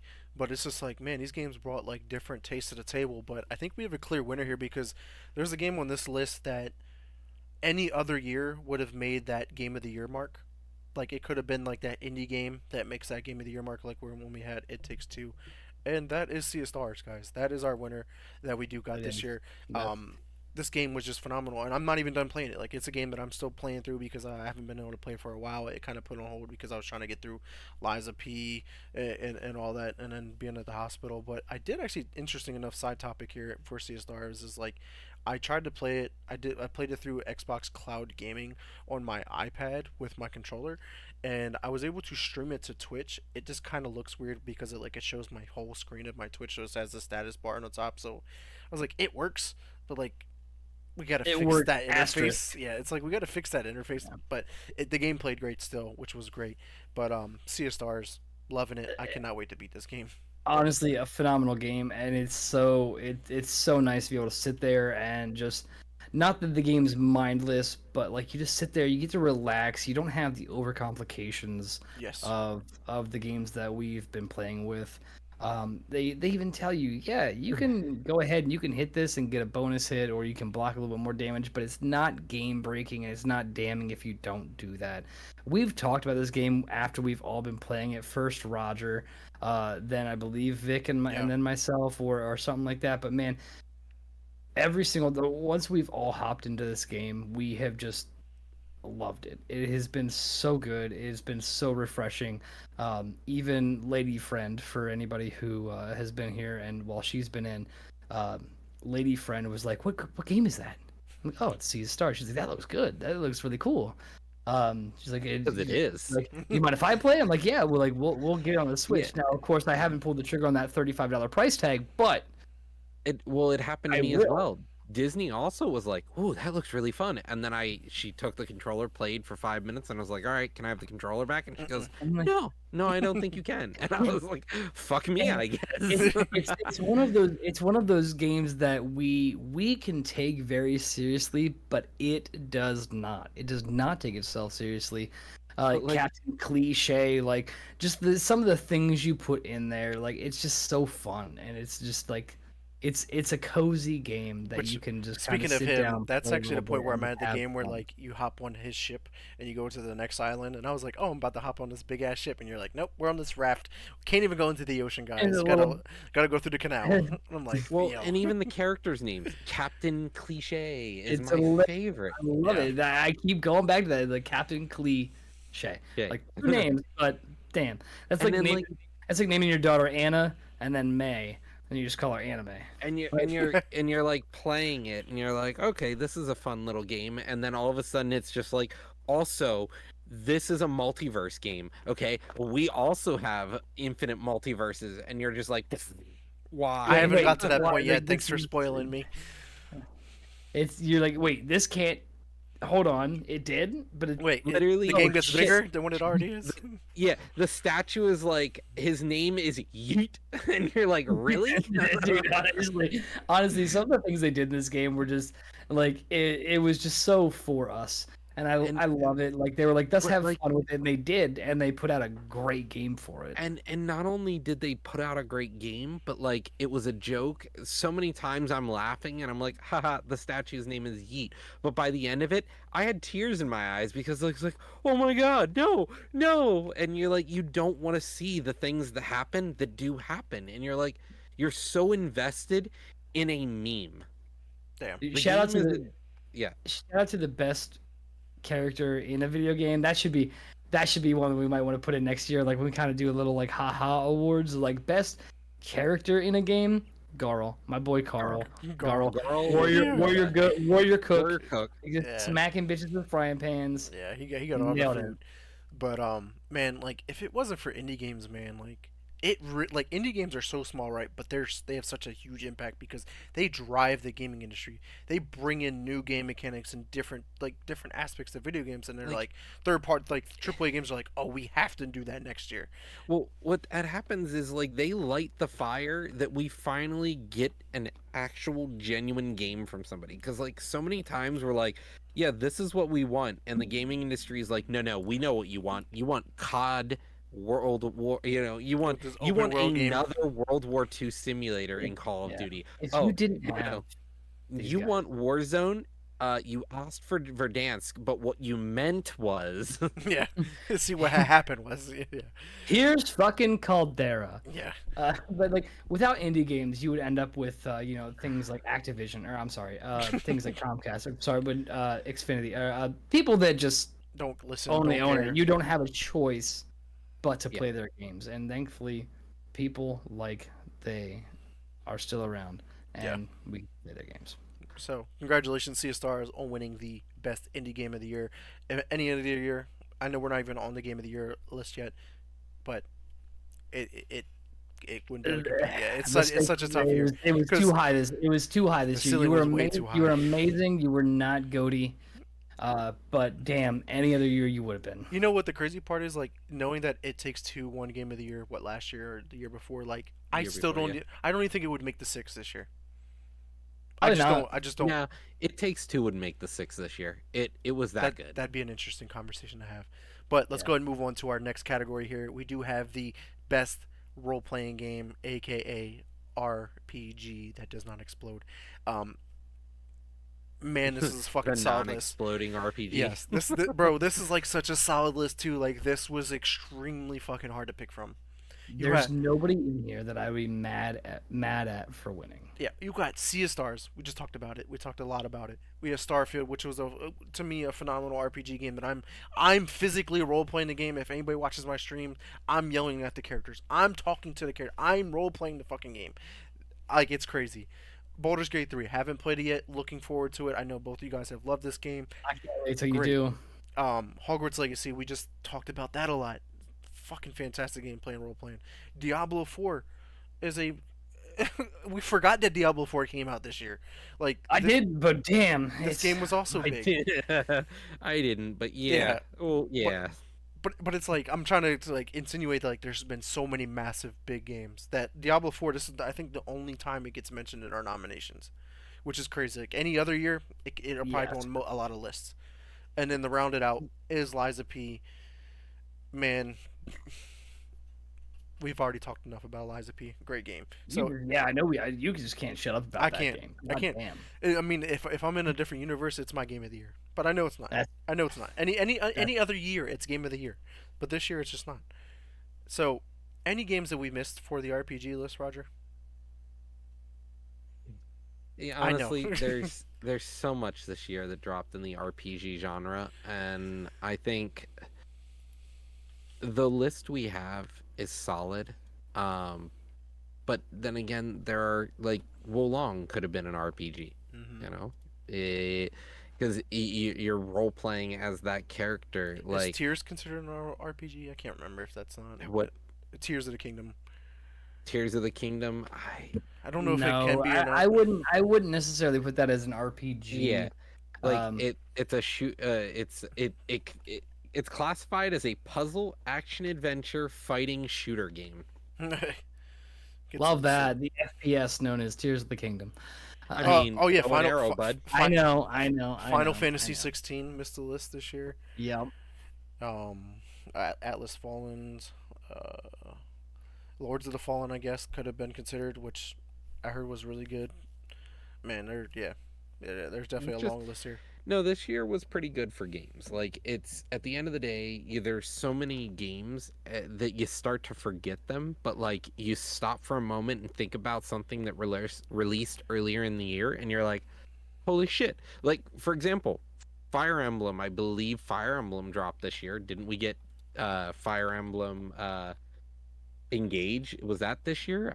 Yeah, that was January of this year. Fire Emblem Engage dropped. Like that's crazy. Yeah, That's an RPG. I feel like the worst time to release a game is like the first Yeah. 3 months. Like it's by far the worst. You get to the end of Cause you're- end of the time for these awards, and you're like, oh What man, game was that? that game did come out. Oh fuck, Yeah. like that shit's What crazy. was that? Oh shit. Yeah. So I mean, obviously, I played Sea of Stars. We've all played Sea of Stars, Starfield. I have not played Baldur's Gate yet. Roger, you played Hogwarts Legacy, so we've all played that. Have you played Diablo 4 yet?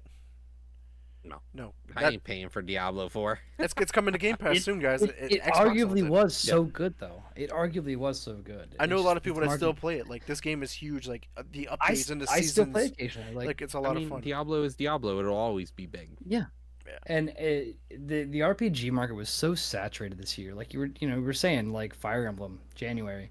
Like if you yeah, have something that came out in that first 2 or 3 month that first quarter, and it still holds on, chances are that's probably gonna ride out to the end of the year yeah, and make it to a best RPG list, game of the year list, things like that. for sure. So So if we don't got any more snubs that we may have missed or should have been on the nomination list, I'll go ahead and reveal the winner. You guys good? yeah. All right, let's go ahead and drum roll, please. Da-da-da-da-da-da-da. La, la, la, la, la. No big surprise here, guys. Baldur's Gate 3 did win Best RPG. Roger, if I'm not mistaken, I think you're voted for what was it? Tears? Was it Baldur's Gate 3? Never mind. Don't get me wrong here. Best RPG was Baldur's Gate 3. Yeah, I think So, I hands think this down. was a sweep for Hands us. I haven't played it yet, but like I Hands couldn't down. argue It with is literally the embodiment of tabletop RPG. Like it is a tabletop RPG. That is what it is. Like, RPG it is exists because Dungeons and Dragons exists. Yeah. That is why RPG exists. And when you drop something as shit hot as Baldur's Gate 3, you best believe this motherfucker is winning Best RPG of the Year. So I do have a question And for Best you guys. Sound, and Best Action Adventure, and Best Puzzle Solver, and Best Indie Game, and I'm kidding. So I do got a question though in regards to Baldur's Gate 3. Wasn't it in early access for like a very long time? but the early access wasn't the same game. It was literally just an engine test. It The was actual game. Yeah, I it was just an curious because I didn't in-engine. know. That's why I had a Yeah. genuine question. No, in no, regards and that's to a good question because I asked the same thing. I was like, should I get Baldur's Gate before it drops? Like, can I get the early access version and play, and then just keep going? And they were like, no, it's a whole new game. Yeah. What you were playing in the early access wasn't even Baldur's Gate 3. Okay. It was just the engine being refined. They were like, hey, just come in, play test the engine with us. It was can pay the for game bones. now. You'll get the game for $45 off or whatever when you first bought it. Like I think you could get it for 15 when it first dropped, like a year and a half ago, 2 years ago. Damn. And to put it in perspective too, because like I was curious about the hype behind this game. This game was massive. It broke ridiculous numbers. Baldur's Gate 2 didn't release. It's since 2000. It's been 23 years since we had a Mhm. Baldur's Gate game, and it's like there's a lot of younger gamers in the community, and it's like, how did they learn about this game? Like where like the build up to this hype, it's Well, really the thing mind is, blowing. remember, Beamdog made Baldur's Gate 2. Baldur's Gate 3 was handed to Larian by Wizards of the Coast. Yeah. Larian is the studio that makes Divinity. one of the biggest RPGs, Divinity. Divinity. And you can see this is just Divinity with amazing retuning. Okay. Yes, it is. Phenomenal. God, it's so good. Right. Yeah. And to talk about Inhuman Line here. Thanks for joining the show, bro. Because I actually literally just listened. For people who don't know, he has his own podcast known as the Norns, and he just released he was a solo episode. And he was talking about this game, and it's like Baldur's Gate 3 just released that recent update that Scott you were talking about with number 5. Update and 5, yeah. and the fact that they went so deep into what they're updating and changing was because of the Xbox Series S. The extra effort that Microsoft put the pressure on Larian to put the game on Series S made them try and make this game run even better, add more content, and just push it to that next level. And it was so curious because one of the quotes from his podcast as well was like, it's almost seeming like the Xbox Series S is going from the console that's holding the generation back to it's pushing the generation forward because it seems like it's the most complicated to develop for. And if you can make it for the Series S, along with all the other ones, you're going to be in great fucking hands. And it's going to push that game development to Larian's next. masters at what they do because they are the shareholder. They don't have to. They don't have to go and answer to a board on Monday morning for an update or DLC that they dropped on fucking Friday night. And They it's don't like, have to tell oh my- Wizards of the Coast, hey, my characters are gonna fuck on Yeah. screen. It will Wizards happen. is just like, That wait, what happened? And that they're just broke like, the fucking internet. As Everybody, long as you have any Riz, you're fucking. bro. my man. There were in the gamers, Luncius- there were non-gamers talking about you said you're gonna fuck a bear. Like a game said they were gonna fuck. Like it was going on news Yeah. outlets that you were we fucking had a bear. spoken we had spoken that there was a speed run for how fast you could have sex in the game. Right. 8 What's the minutes. fastest you 8 can get to minutes, having by the sex with way. the bear? And I was just But like, yeah, like H2O, they do care about the game, and that's that we All if I'm you ever saying go back and you go listen to any of our previous shows, like we had spoken about why Baldur's Gate was doing so well because the people that gave a shit about the game were the stakeholders, and they were able to do the things that they and wanted they're to the and needed people. to do to make it a It's fucking great game. it's their Like, passion. It's it's they're yeah, doing it for themselves, not it's and not a like money the thing gun. is It's like something they you cared know about. yeah, and yeah.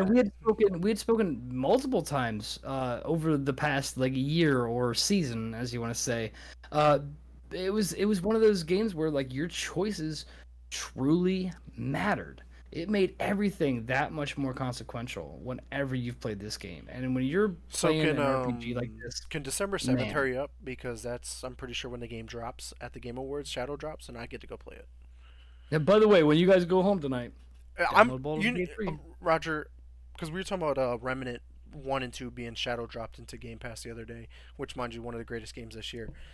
And I was like, you know what would be even bigger? And you were like, well, that's a pretty broad question. And I was like, at the Game Awards, Baldur's Gate 3 is supposed to get an Xbox announcement. What if they go, by the way, it's available tonight and it's coming to Game Pass?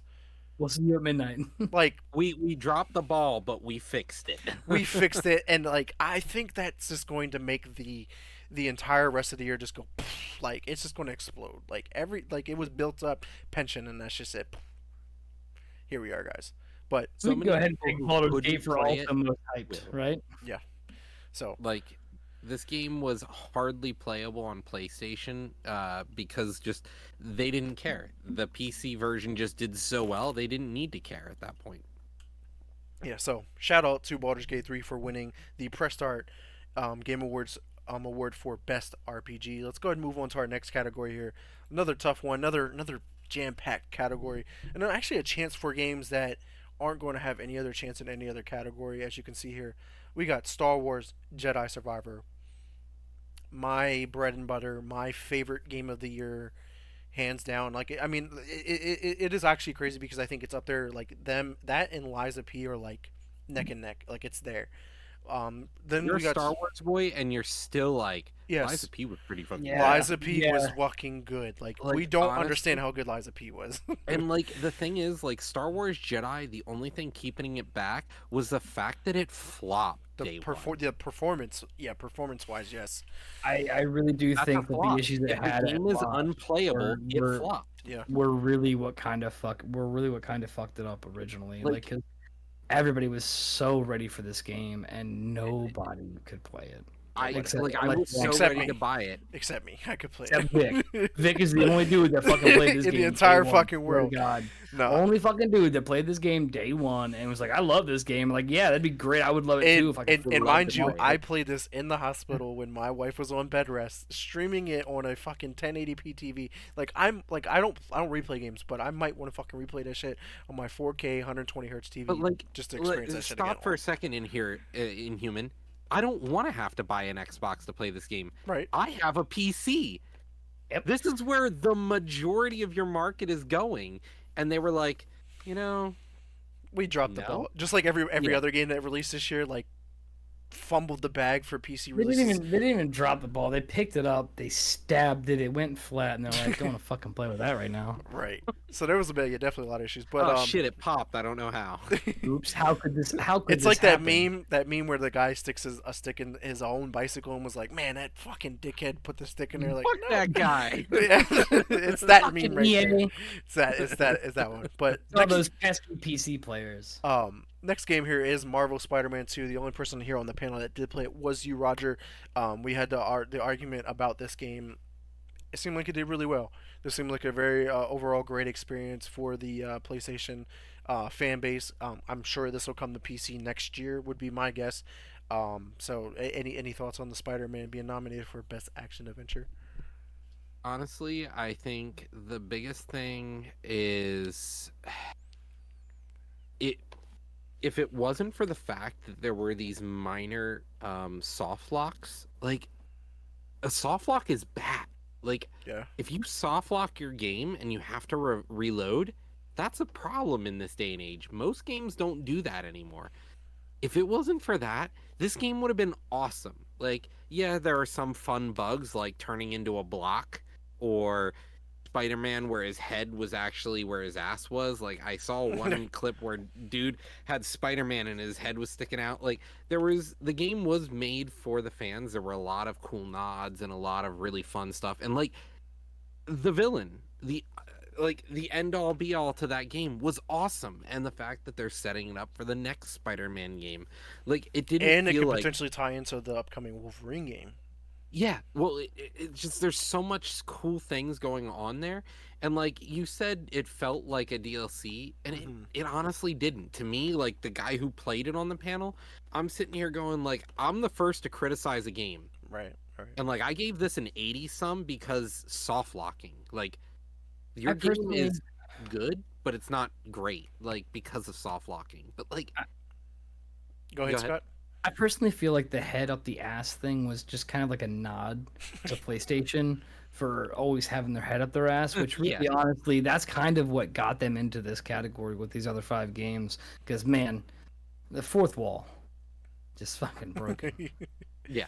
Honestly, there was a lot of issues with the game. Like, if I didn't have to reload and I could play this game straight through without issues, I thought this was honestly, genuinely a really, really, really good action game this year.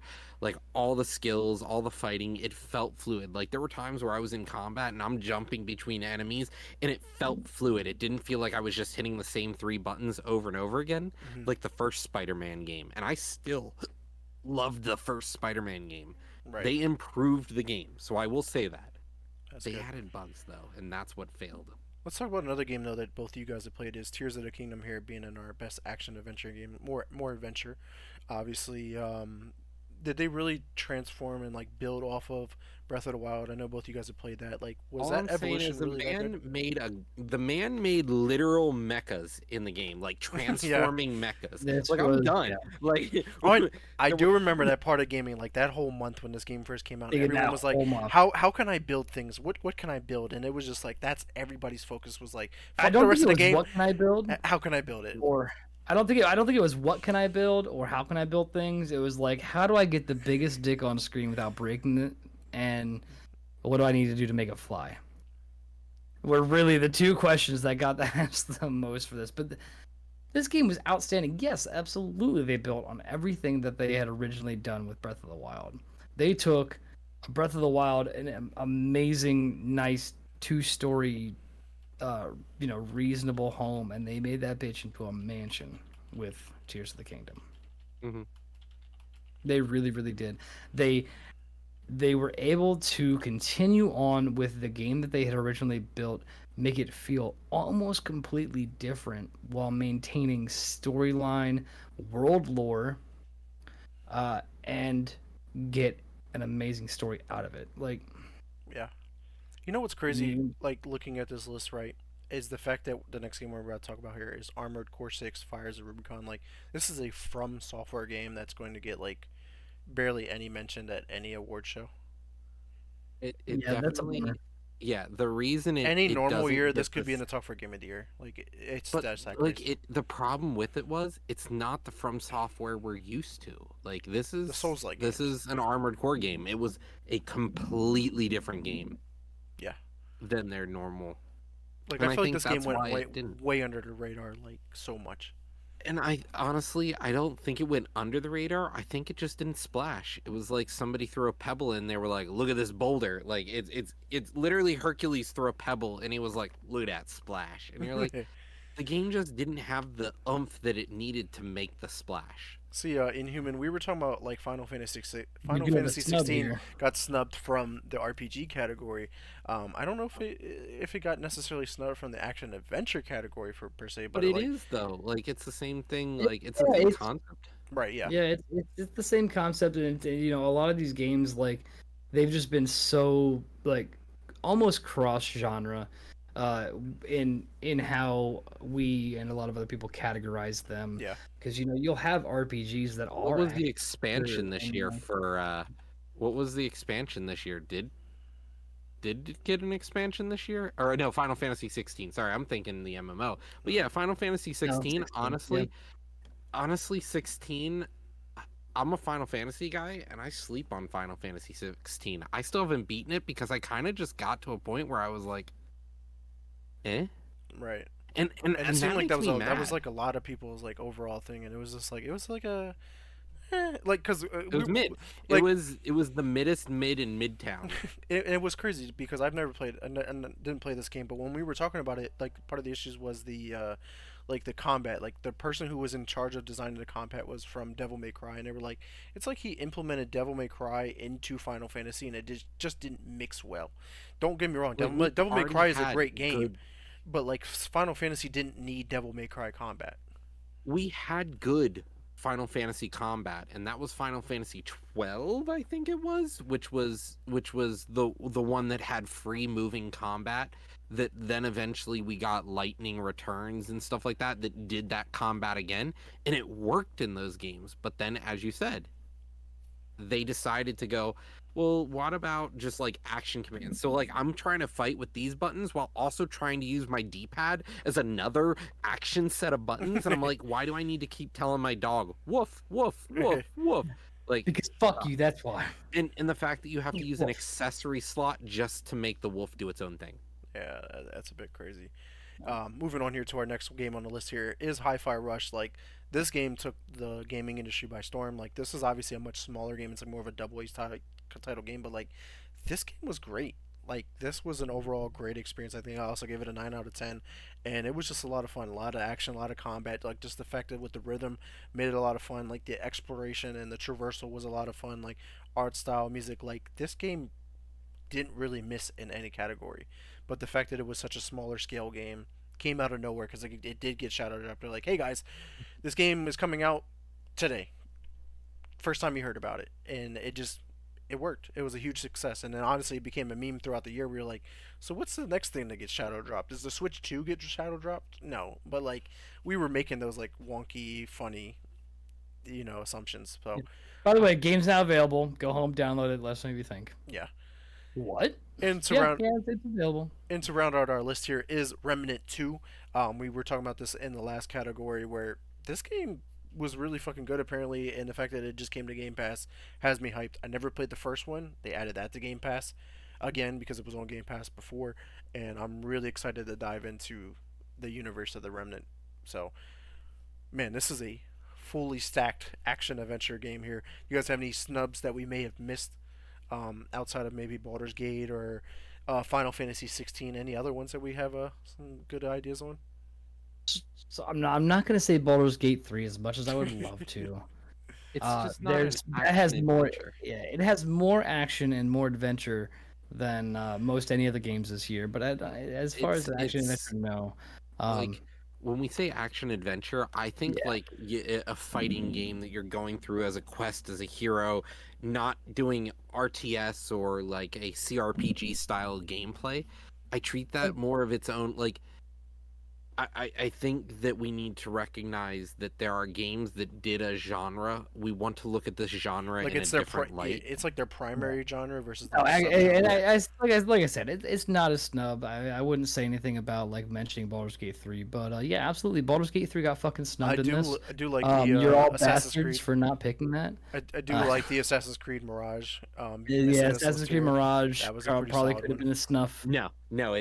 Assassin's That could Creed have been an Mirage does oversight. not deserve to be in this list. Oof. Oh, that's a Oof. fire starter there, boy.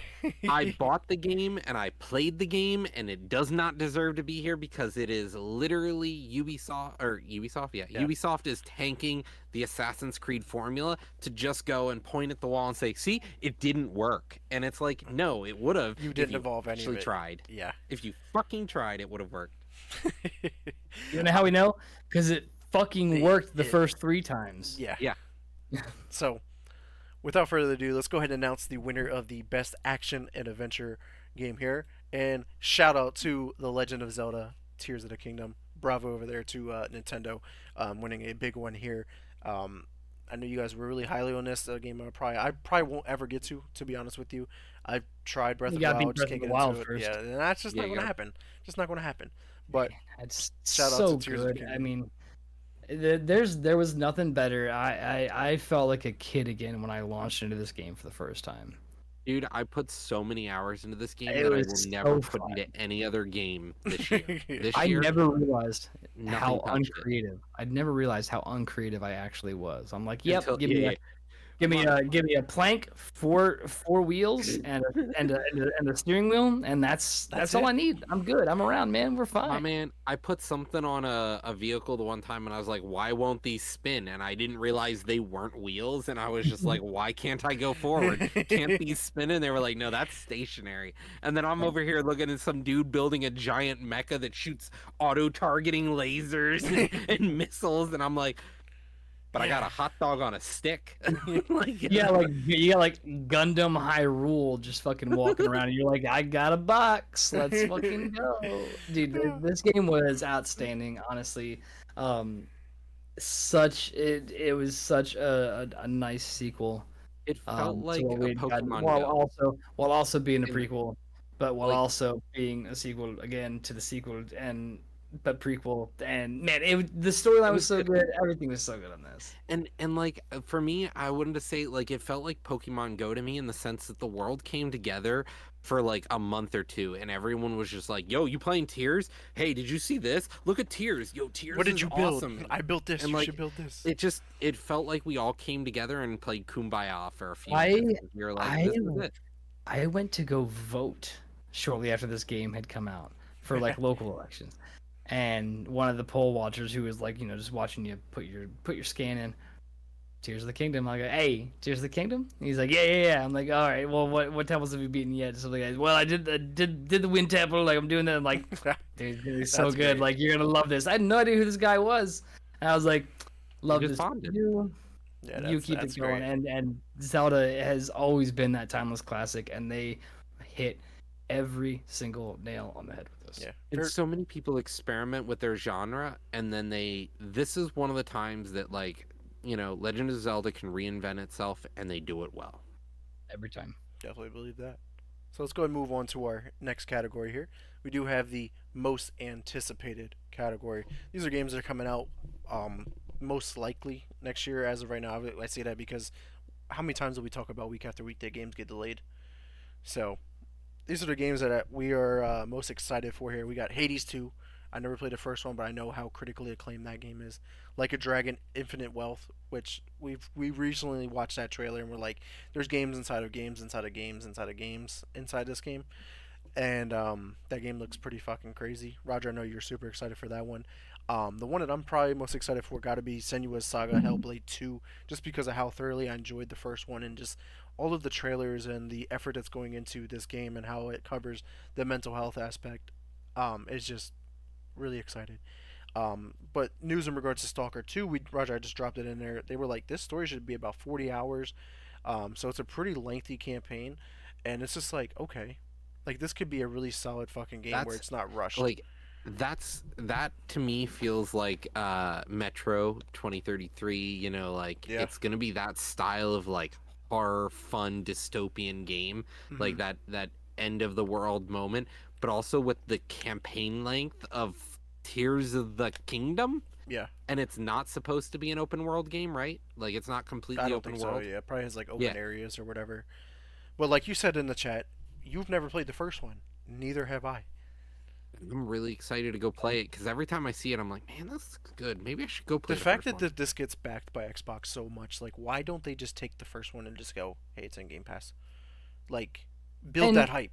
Like, it might be in the fucking maybe they cards. will. Maybe I they'll might be drop that fucking shit. speculating the future, but like, that would to me ultimately make sense. It would add to the hype. Hey, fucking two drops in later this year. Play the first one now. Boom, here we are. But another game that I know that, I mean, it's been around for fucking it longer than us, I think, is Tekken. But the eighth entry is finally on its way next year. Obviously, we've had the recent Street Fighter 6. We had Mortal Kombat 1, the reboot of that franchise. Like, Nobody talks about Mortal Kombat 1 other than how bad the Switch release was. Yeah. overall the game's been great. Like I know a lot of people play, especially over in Shoot to Win. They enjoy that game, but Tekken 8 has a lot of people excited as well. Like a lot of people are like, man, I want to go back and play Tekken 7, but some people are like, you might not want to do that because of, like the characters you play as in Tekken 7 don't really translate to how they play in Tekken 8. Apparently, like they change them up like pretty drastically. I was like, okay, like might be pretty interesting there for a lot of people that are big into these games. And last but not least, here was Final Fantasy VII Rebirth, which is just part two of the Final Fantasy VII remake, which I know is probably like people are super excited. Like Final Fantasy VII is like the biggest Final Fantasy game like probably ever, and the remake two has been like, This hey, is the when the fuck game is it that coming put out? Final Fantasy on the map.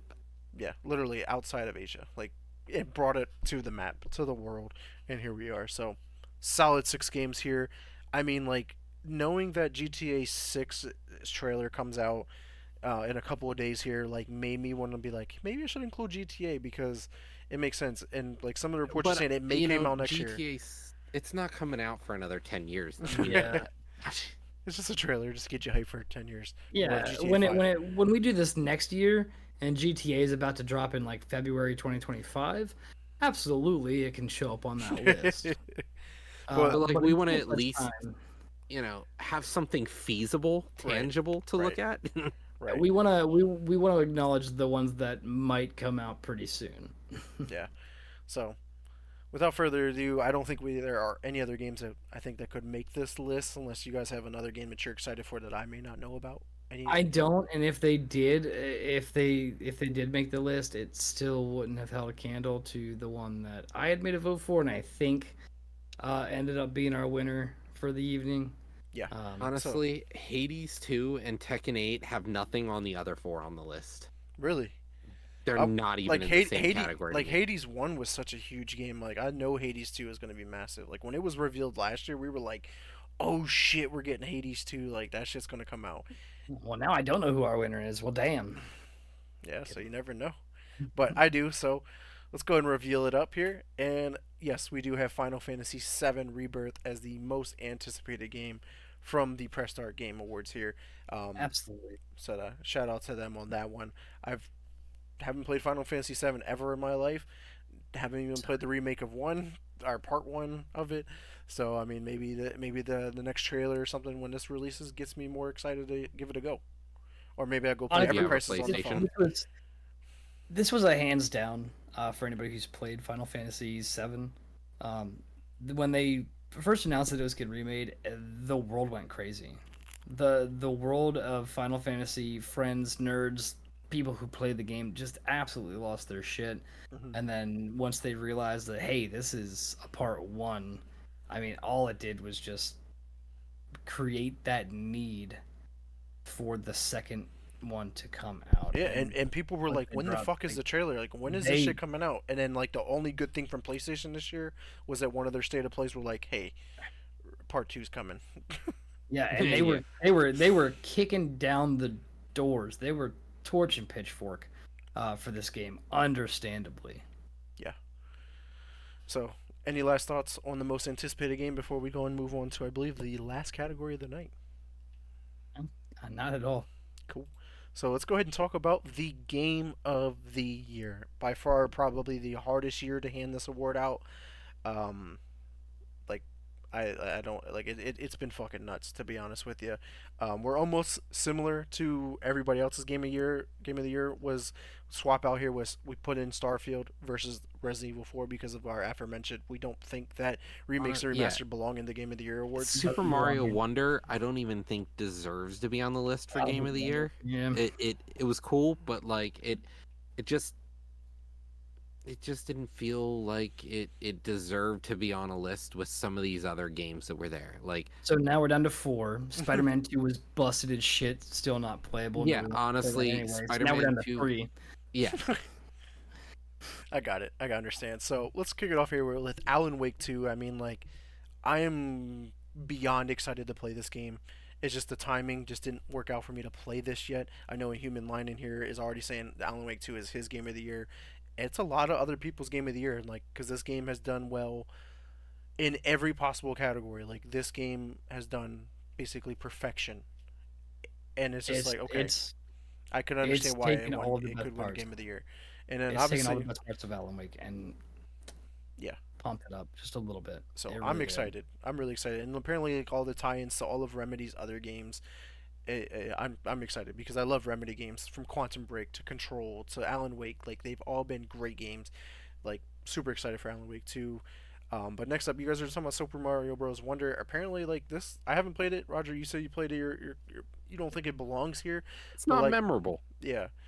But why? Like, what would make this game more memorable? Like, because this is like the next, like, this is the first time we've got a 2D, like, side-scrolling like Mario game in forever. 5 years. Has it? What was the other one? Yeah, we've had there was the Super Mario Bros for the Switch, I think it was. It was just Yeah. So, but and then obviously let's go ahead and talk about Nintendo's other one was Breath of the Wild. We just talked about it. It just it won a couple of other awards tonight. We know why it's in running for Game of the Year. Like it did everything like to perfection. Like this category is about perfection. Like did you perfect what you were trying to accomplish? And it seems like Breath of the Wild did that. It took Breath of the Wild, which was already Game of the Year before, but how can I do that better? How can I one up Game of the Year? And they did it. It And then did every single time. you got Baldur's Gate 3. It like exceeded everybody's expectations. This game was in early access for how long? Like I said earlier, it's been 23 years since we had the Baldur's Gate 2, which was obviously developed by a different developer, and then this was Larian's first entry into the Baldur's Gate franchise. But building off of Divinity and Divinity 2, what could they do? And Well, it and provided us. like you had said, this is the first Baldur's Gate we've gotten in 23 years, and you asked this one question: how does everybody know about this game who didn't play any of the other Because if Baldur's I'm going to games? be honest with you, I don't really remember hearing about Baldur's Gate ever before then, before this year. And this game performed so well and became almost, I would say, overnight, like a relative household name. Yeah, Like when it came to the games that we had received this year, and Baldur's Gate just came in, dick swinging, and if you you literally, just didn't couldn't know go. literally, because you if were you dick swinging with the bear. if you didn't know what a CRPG was or didn't play CRPGs, you wouldn't know. But if you were a fan of CRPGs, you knew what Baldur's Gate was. But coming with Baldur's Gate 3 is the game that made CRPGs a household genre. This is a genre that everyone plays now. Like it is the game that people will play again and then play some more. Like, it there's just so much to it. It's so versatile and free to do what you want to do. Baldur's Gate 3 honestly made CRPGs a household name. It it Sorry. it really did give almost everybody everything that they had asked for from games this year. Playability day one, full story, full game day one. No having to wait, no having to buy extra DLC, no having to worry about that. No battle Choices pass. with consequences that matter. Storylines where decisions matter. And at no point was any of it phoned in. Every single thing was expertly detailed in everything that they did over there at Larian. Any character in a game could die at any given point. Is mind blowing to me. As of now, yes. You can literally just murder hobo the whole game if you You wanted could to. You could literally absolutely. walk into every little area and just go, "You're dead now. You're dead to me. You're next." Hey, I know a lot of people from like all of the other podcasts I listen to, and they're like, I don't normally make evil characters, and they're like, I wanted to try and be as evil as I could. Everything I did in the game is evil and bad, and I was just like, I mean, that sounds like typical D&D. Like you can have your really bad evil characters, and it's just like, okay, No. But I think the reason this game holds such a special place in my heart is because I went Dark Urge. I went, Ball Spawn, which is like the ultimate bad that you're supposed to be. Completely reflected on the story. I've seen spoilers where if you don't do Dark Urge, you do see Ball Spawn and you do see the Dark Urge character still shows up in the game, just not in the way you would think. But you still get that chance to be like, you know what, maybe I want to play a Ball Spawn who doesn't want to just be the murderous bastard anymore. And you get a chance to do all of that. You know, Agent Hitler, FBI, like that kind of bullshit where you want to do an evil character, but you're still going to end up in like some little like good aspect. The game reflects the player almost wholeheartedly in this. We appreciate the feedback, Spooky. I wish Twitch could be big enough for you to talk about CRPGs. Well, it's there's not enough time in the day for him to Yeah. give you his dissertation, his TED talk about Yeah. it. But no, I agree, Spooky. We are in a renaissance. The past 10 years have been a CRPG renaissance. And like Divinity was one of those names, household names, and Larion made Divinity. Like that was one of those things that made CRPGs applicable to people, like even like me. And like I'm not new to CRPGs, but that was my inroads to like maybe I'll play a CRPG. Yeah. Next up here on our list is Spider-Man 2. I mean, it was PlayStation's only game this year, sad to say, but it did really well. And it, like we talk about the evolution of like what came before, because a lot of these games are basically prequel or sequels to what they've done in the past, like Alan Wake 2, Super Mario Bros. Wonder, that's built off of past. Tears of the Kingdom, built off Breath of the Wild. Baldur's Gate 3 is built off of Baldur's Gate 2 and Divinity games. Spider-Man 2 does the exact same thing here. It's built off of the first game. How can we do it better? Because Spider-Man 1 was one of the greatest games ever for the PlayStation 4, and they kind of showed you how they could do that. The issues that it did have, the bugs, the cube, the infamous cube, Spider Cube, as most people would want to call it. It should be a feature in the game. Apparently, it should just be a suit. But no, Roger, do you think it belongs in the game of the year list, or did something else get Spider-Man snubbed? 2, I'm honestly still sitting here going, what could have replaced it? And honestly, I think Sea of Stars, Mm-hmm. to me, could have been in talks for Game of the Year. Like honestly, this was Was it? I think it was a solo developer or like less than 10 people that made this game, and it honestly was really well put together. Yeah. I think honestly Spider-Man 2 is the weakest link for the game of the year right now, and I think it is a phoned in from PlayStation. It like we have so many good games that PlayStation Studios releases, and I'm not saying that this was a bad game. I'm just saying it felt like some of these things could have been found in bug testing. Yeah. Definitely 100% And agree. Liza P as well. Liza Yeah. P as well. Yeah. Inhuman, I think Liza P should have also like there are so many things, and like that's why I talked about at the beginning of us talking about our selections for what we think deserve awards this year. Mm-hmm. Ranked choice voting is like it to me would solve a lot of our issues. It would give us the chance to recognize games that just and sometimes these games just people are like, that's not my genre. So no way it's getting the game of the year. Yeah. Yeah, I definitely agree. Because I mean, everybody knows Liza P is my game of the year.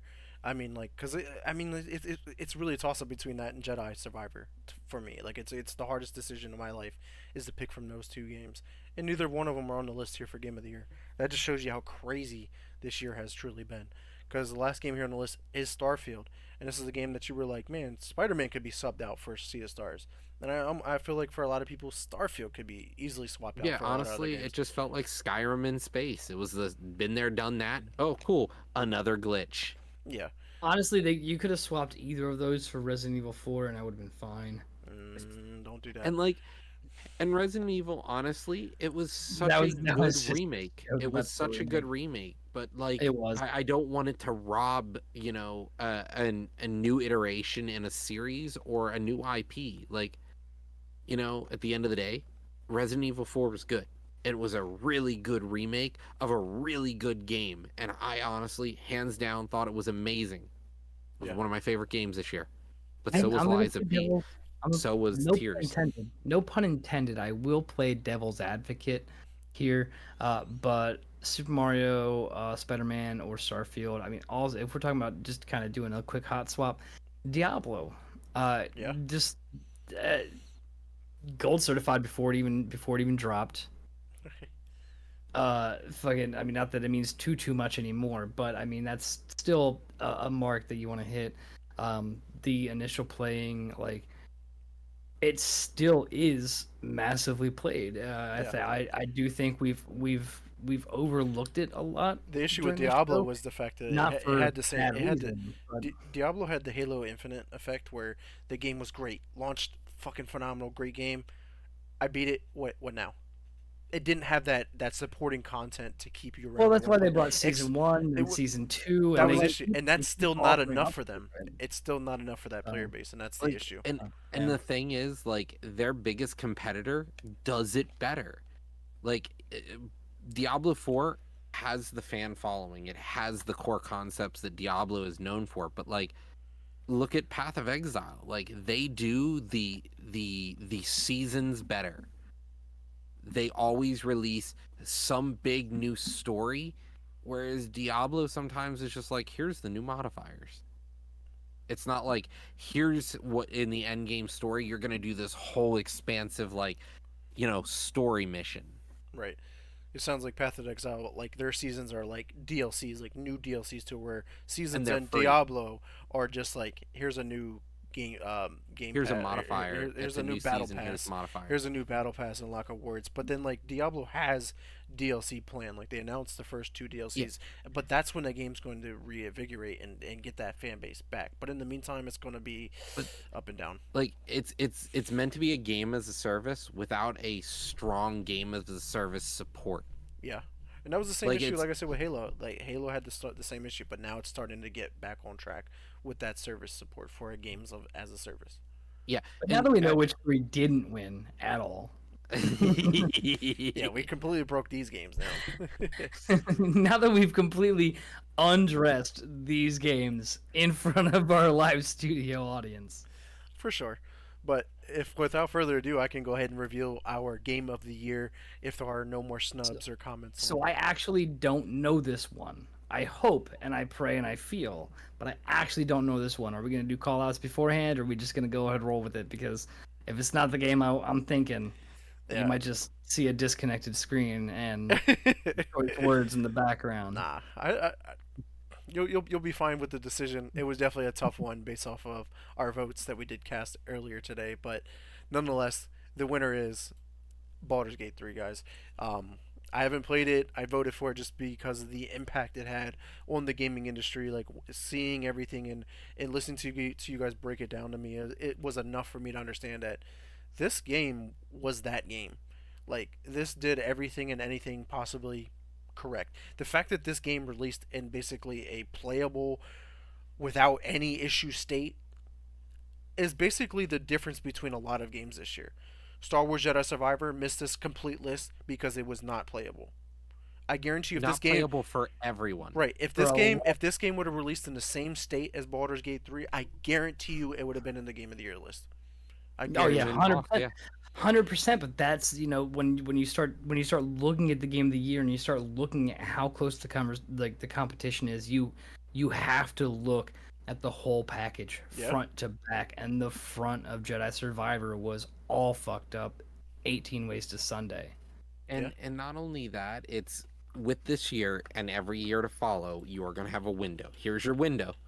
If you do not have a playable game in this window and it shrinks every day, every year, this window grows smaller and smaller, where you have a release day. If it's not playable today or fixed same day, we're gone. We're talking about the next game that comes out, because that game is going to capture the next week or two of my time. And then I have another game I want to play because there are so many good things coming out. And like Baldur's Gate, 60 hours, 50 hours of gameplay in a single playthrough, and you're like, I don't have time to wait for Jedi Fallen Survive. Like, I don't have time to yeah. wait. Don't. Yep. Yeah, and it just sucks too because like I'm trying to let Inhuman know, like I'm sorry, because like I know his game of the year. Alan Wake 2 is his game of the year, and it's just like I just told him I wanted to vote for Alan Wake 2 this year. Like that game was also a very flawless game, but like seeing the difference of the impact, because this Alan Wake 2 released flawlessly too. There was like no issues, no bugs, no whatever. But like what impact did it have on the gaming community as a whole? Alan Wake 2 was great, but like I feel like the talks of Alan Wake 2 wasn't as high as what Baldur's Gate 3 did. Like it was breaking the grounds of like non gamers are talking about Baldur's Gate 3. I don't hear about non gamers talking about Alan Wake 2. And not to That's mention with Baldur's Gate 3, yeah, yes, you have the video game aspect of it, but you still also have just the massive base of your tabletop role playing game players. To agree with Inhuman, like Alan Wake, spectacular. They've capitalized on everything that we knew and loved about the original Alan Wake. I think, unfortunately, and this is one of those things that did kind of hurt Alan Wake, is it was very, very great for a Also, smaller amount of people. It was still very niche. yeah, And being so niche, you can be as good as you want. If you're not able to break through that kind of barrier like Baldur's Gate 3 did, then exactly, Inhuman. you're just a very, very close second. You're And just a not very, only very that, close second. they chose the wrong platform to sell their game. They sell the first one on Steam, and the second one they're like Epic Game Store. And I was like, that's why the Mines like They Return to Moria, the Lord of the Rings dwarf Minecraft game that looks really good. It looks like a Valheim, a Valheim competitor, Yeah. a full game Valheim competitor is on the Epic Game Store. Who the fuck wants to play a they game on there? Nobody. It's shot nothing. themselves in the foot with that, Yeah, and we have expressly I mean, look at stated what was fucking wrong with the Epic Games Store like no less than 5 times yeah. over the past year, where Shit. this game could have gone differently. Look at last year, Roger. When we bought and we played Tiny Tina's Wonderlands, we had to buy it on the Epic Game Store. That was such a fucking terrible experience. the multiplayer, like getting connected to your friends. I thought I was trying Yeah. to like Get compete fucked. rocket What science. Fuck you. friends? Yeah, like Yeah. The Steam API for playing multiplayer games, it's free. It's free real estate, bud. Like get in there and it's easy to do. Even a caveman can do it. But like Oh, here Epic you Game go. Store, you click join friend and the game's like, sorry, but nah. Yeah. Oh, So, like, you're in a who game wants to already? use it? Crash, like Yeah. yeah, no, I'm good. But Epic let's get Game back to it Store here with ruins games. game of the year, Baldur's Gate 3, hands down, like best experience by far. And bro, I'm like, you don't understand. Like, I'm super excited to finally give. I don't think I've really played too many CRPGs. I mean, obviously we played Diablo 3. I can't remember if it was this year or last year, and that was a great experience. But like, we fucking powered through that shit. That wasn't fair. Like, I'm curious to see how Baldur's Gate 3 is going to play for me, whether I play it solo or if I can find some friends to be able to play. You Play it gotta as have well. 50 hours of friendship. Right. And I know that's tough to play co-op games with friends. Like I struggle to play co-op games with you, Roger. We've struggled to play co-op games. Paul or Inhuman, like we've always struggled to play co-op games. And right now, Shoot to Win's game of the year or Game Club game of the month is Gotham Knights. It was all centered around co-op games. It was Gotham Knights, Borderlands 3, and Back for Blood, and Gotham Knights one. And I don't even know if I'm going to play it solo dolo or if I'm playing co-op. That's going to be the biggest thing. But circling it back here, Baldur's Gate 3. Shout out to you guys for winning that game. Really curious to see, like, is this going to be a game that's it's going to be around for a while? Like, are we getting a ton of content, new updates? Like, what is next for Baldur's Gate 3 is going to be the question for me. New God's campaigns. the limit. That's kind of You what could, I'm hoping for. you could The see engine. you could see new campaigns, and we had talked about when this game first dropped. They're like, hey, you're not going to be getting DLCs, and if you do, it's not going to be for a long time. Um, but what's so nice about this, and another aspect of the game of the year like selection, is the replayability is unreal in this game. Yeah. You most likely, aside from like just normal foundational things, like you can do so much stuff so differently Yeah. every single time. Every different character you pick, every class you pick is a different Take a shower. dialogue choice, it's a different insight, it's a different uh selection to make. Like you get it. And it would be a while before anybody was like, I've done everything you can do in Baldur's Gate 3 with every character. Where's my DLC? But even then, they've shown with just the past update, like we're getting epilogues, we're getting more story, even if it's just a little nugget here and there. So I wouldn't be surprised if we saw something down the line for this. Yeah, that'll be exciting. Roger, any last thoughts on the game of the year? Honestly, if the actual game of the year this year isn't Baldur's Gate 3, it to me it feels like somebody's paying somebody to not give Baldur's Gate 3 the game of the year. It to me, like, It Takes Two, it deserved it. You know, like Baldur's Gate 3, it deserves it. And like if it goes to a AAA studio, like just some big AAA studio for a AAA, like I love Legend of Zelda. Till till the cows come home, I will play Legend of Zelda. I love that shit. That is injected into my veins. Doesn't deserve it. Yeah. Not in comparison with Baldur's Gate. Not in See, comparison. and And also it's not like to say that any of these games are bad. It's just saying they weren't as good as Baldur's Gate this year. and I think us collectively try to take a good approach to is balancing out the awards too. Where I think at the Game Awards we could see a sweep in a lot of awards. Like there could be one or two games that take home a lot more than what they took home with us. I could see Baldur's Gate doing the sweep that we had saw last month as well. Best RPG, action adventure, game of the year, like Hmm. voice acting, Yeah, soundtrack, all of it. I mean, I'm hoping to see Baldur's Gate sweep, but at the same time, I feel like it'd be very unfair to a lot of other amazing games that did come out this year. Uh, but I wouldn't be surprised if we do see this game of the year on Thursday. for sure. So, guys, that is the end of our episode here. That is the end of the first official Press Start Game Awards, and that was an awesome time here. We got to hand out a bunch of awards. I will be shouting out all of the studios on social media with all of the awards that they won for us, whether they give a shit or not. But it was a great show nonetheless. We put in a lot of insight, and we had a great interaction from our live audience today here on Twitch. It was a lot of fun to hang out with. I think we had most of like 10 or 11 of you guys here in the crowd, conversating and checking us out and whatnot. So we definitely appreciate you there. And we do want to shout out everyone who does check us out later on YouTube, Spotify, Apple Podcasts. And also be sure to come through on this week on Thursday, December 7th, where we will be covering the official Game Awards live. We'll be live probably like a half hour, maybe an hour before the show, and hang around about maybe a half hour, an hour after the show as well, doing a pre-show and a post-show. I do want to do like a tier list on a lot of the games we played this year to make it break it down and do a lot of more things like Lunatic Oblivion was talking about there. But nonetheless, we do want to thank everyone again. But Roger, where can the community find you at? You can find me on Discord on both the Lunacy Arts Gaming channel as well as Press Start. And what about you, Scott? You can find me on Discord and Instagram with the username Scoby1 and BattleNet Scoby1 11780 if you want to get together. And just a quick shout out to any developers that might see this later. Hey, you might not know us, we might not mean a lot to you, but your games meant a lot to us. So thank you for the great year.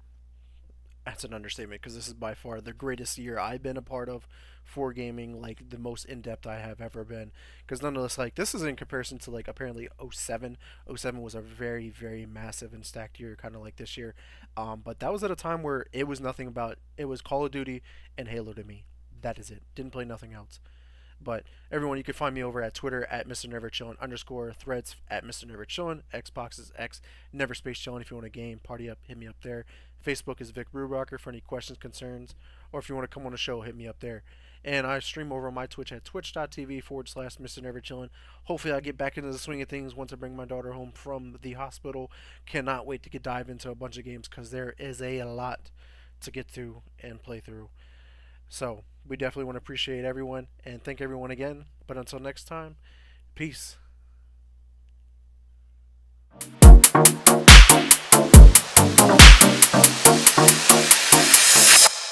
Press Start Podcast.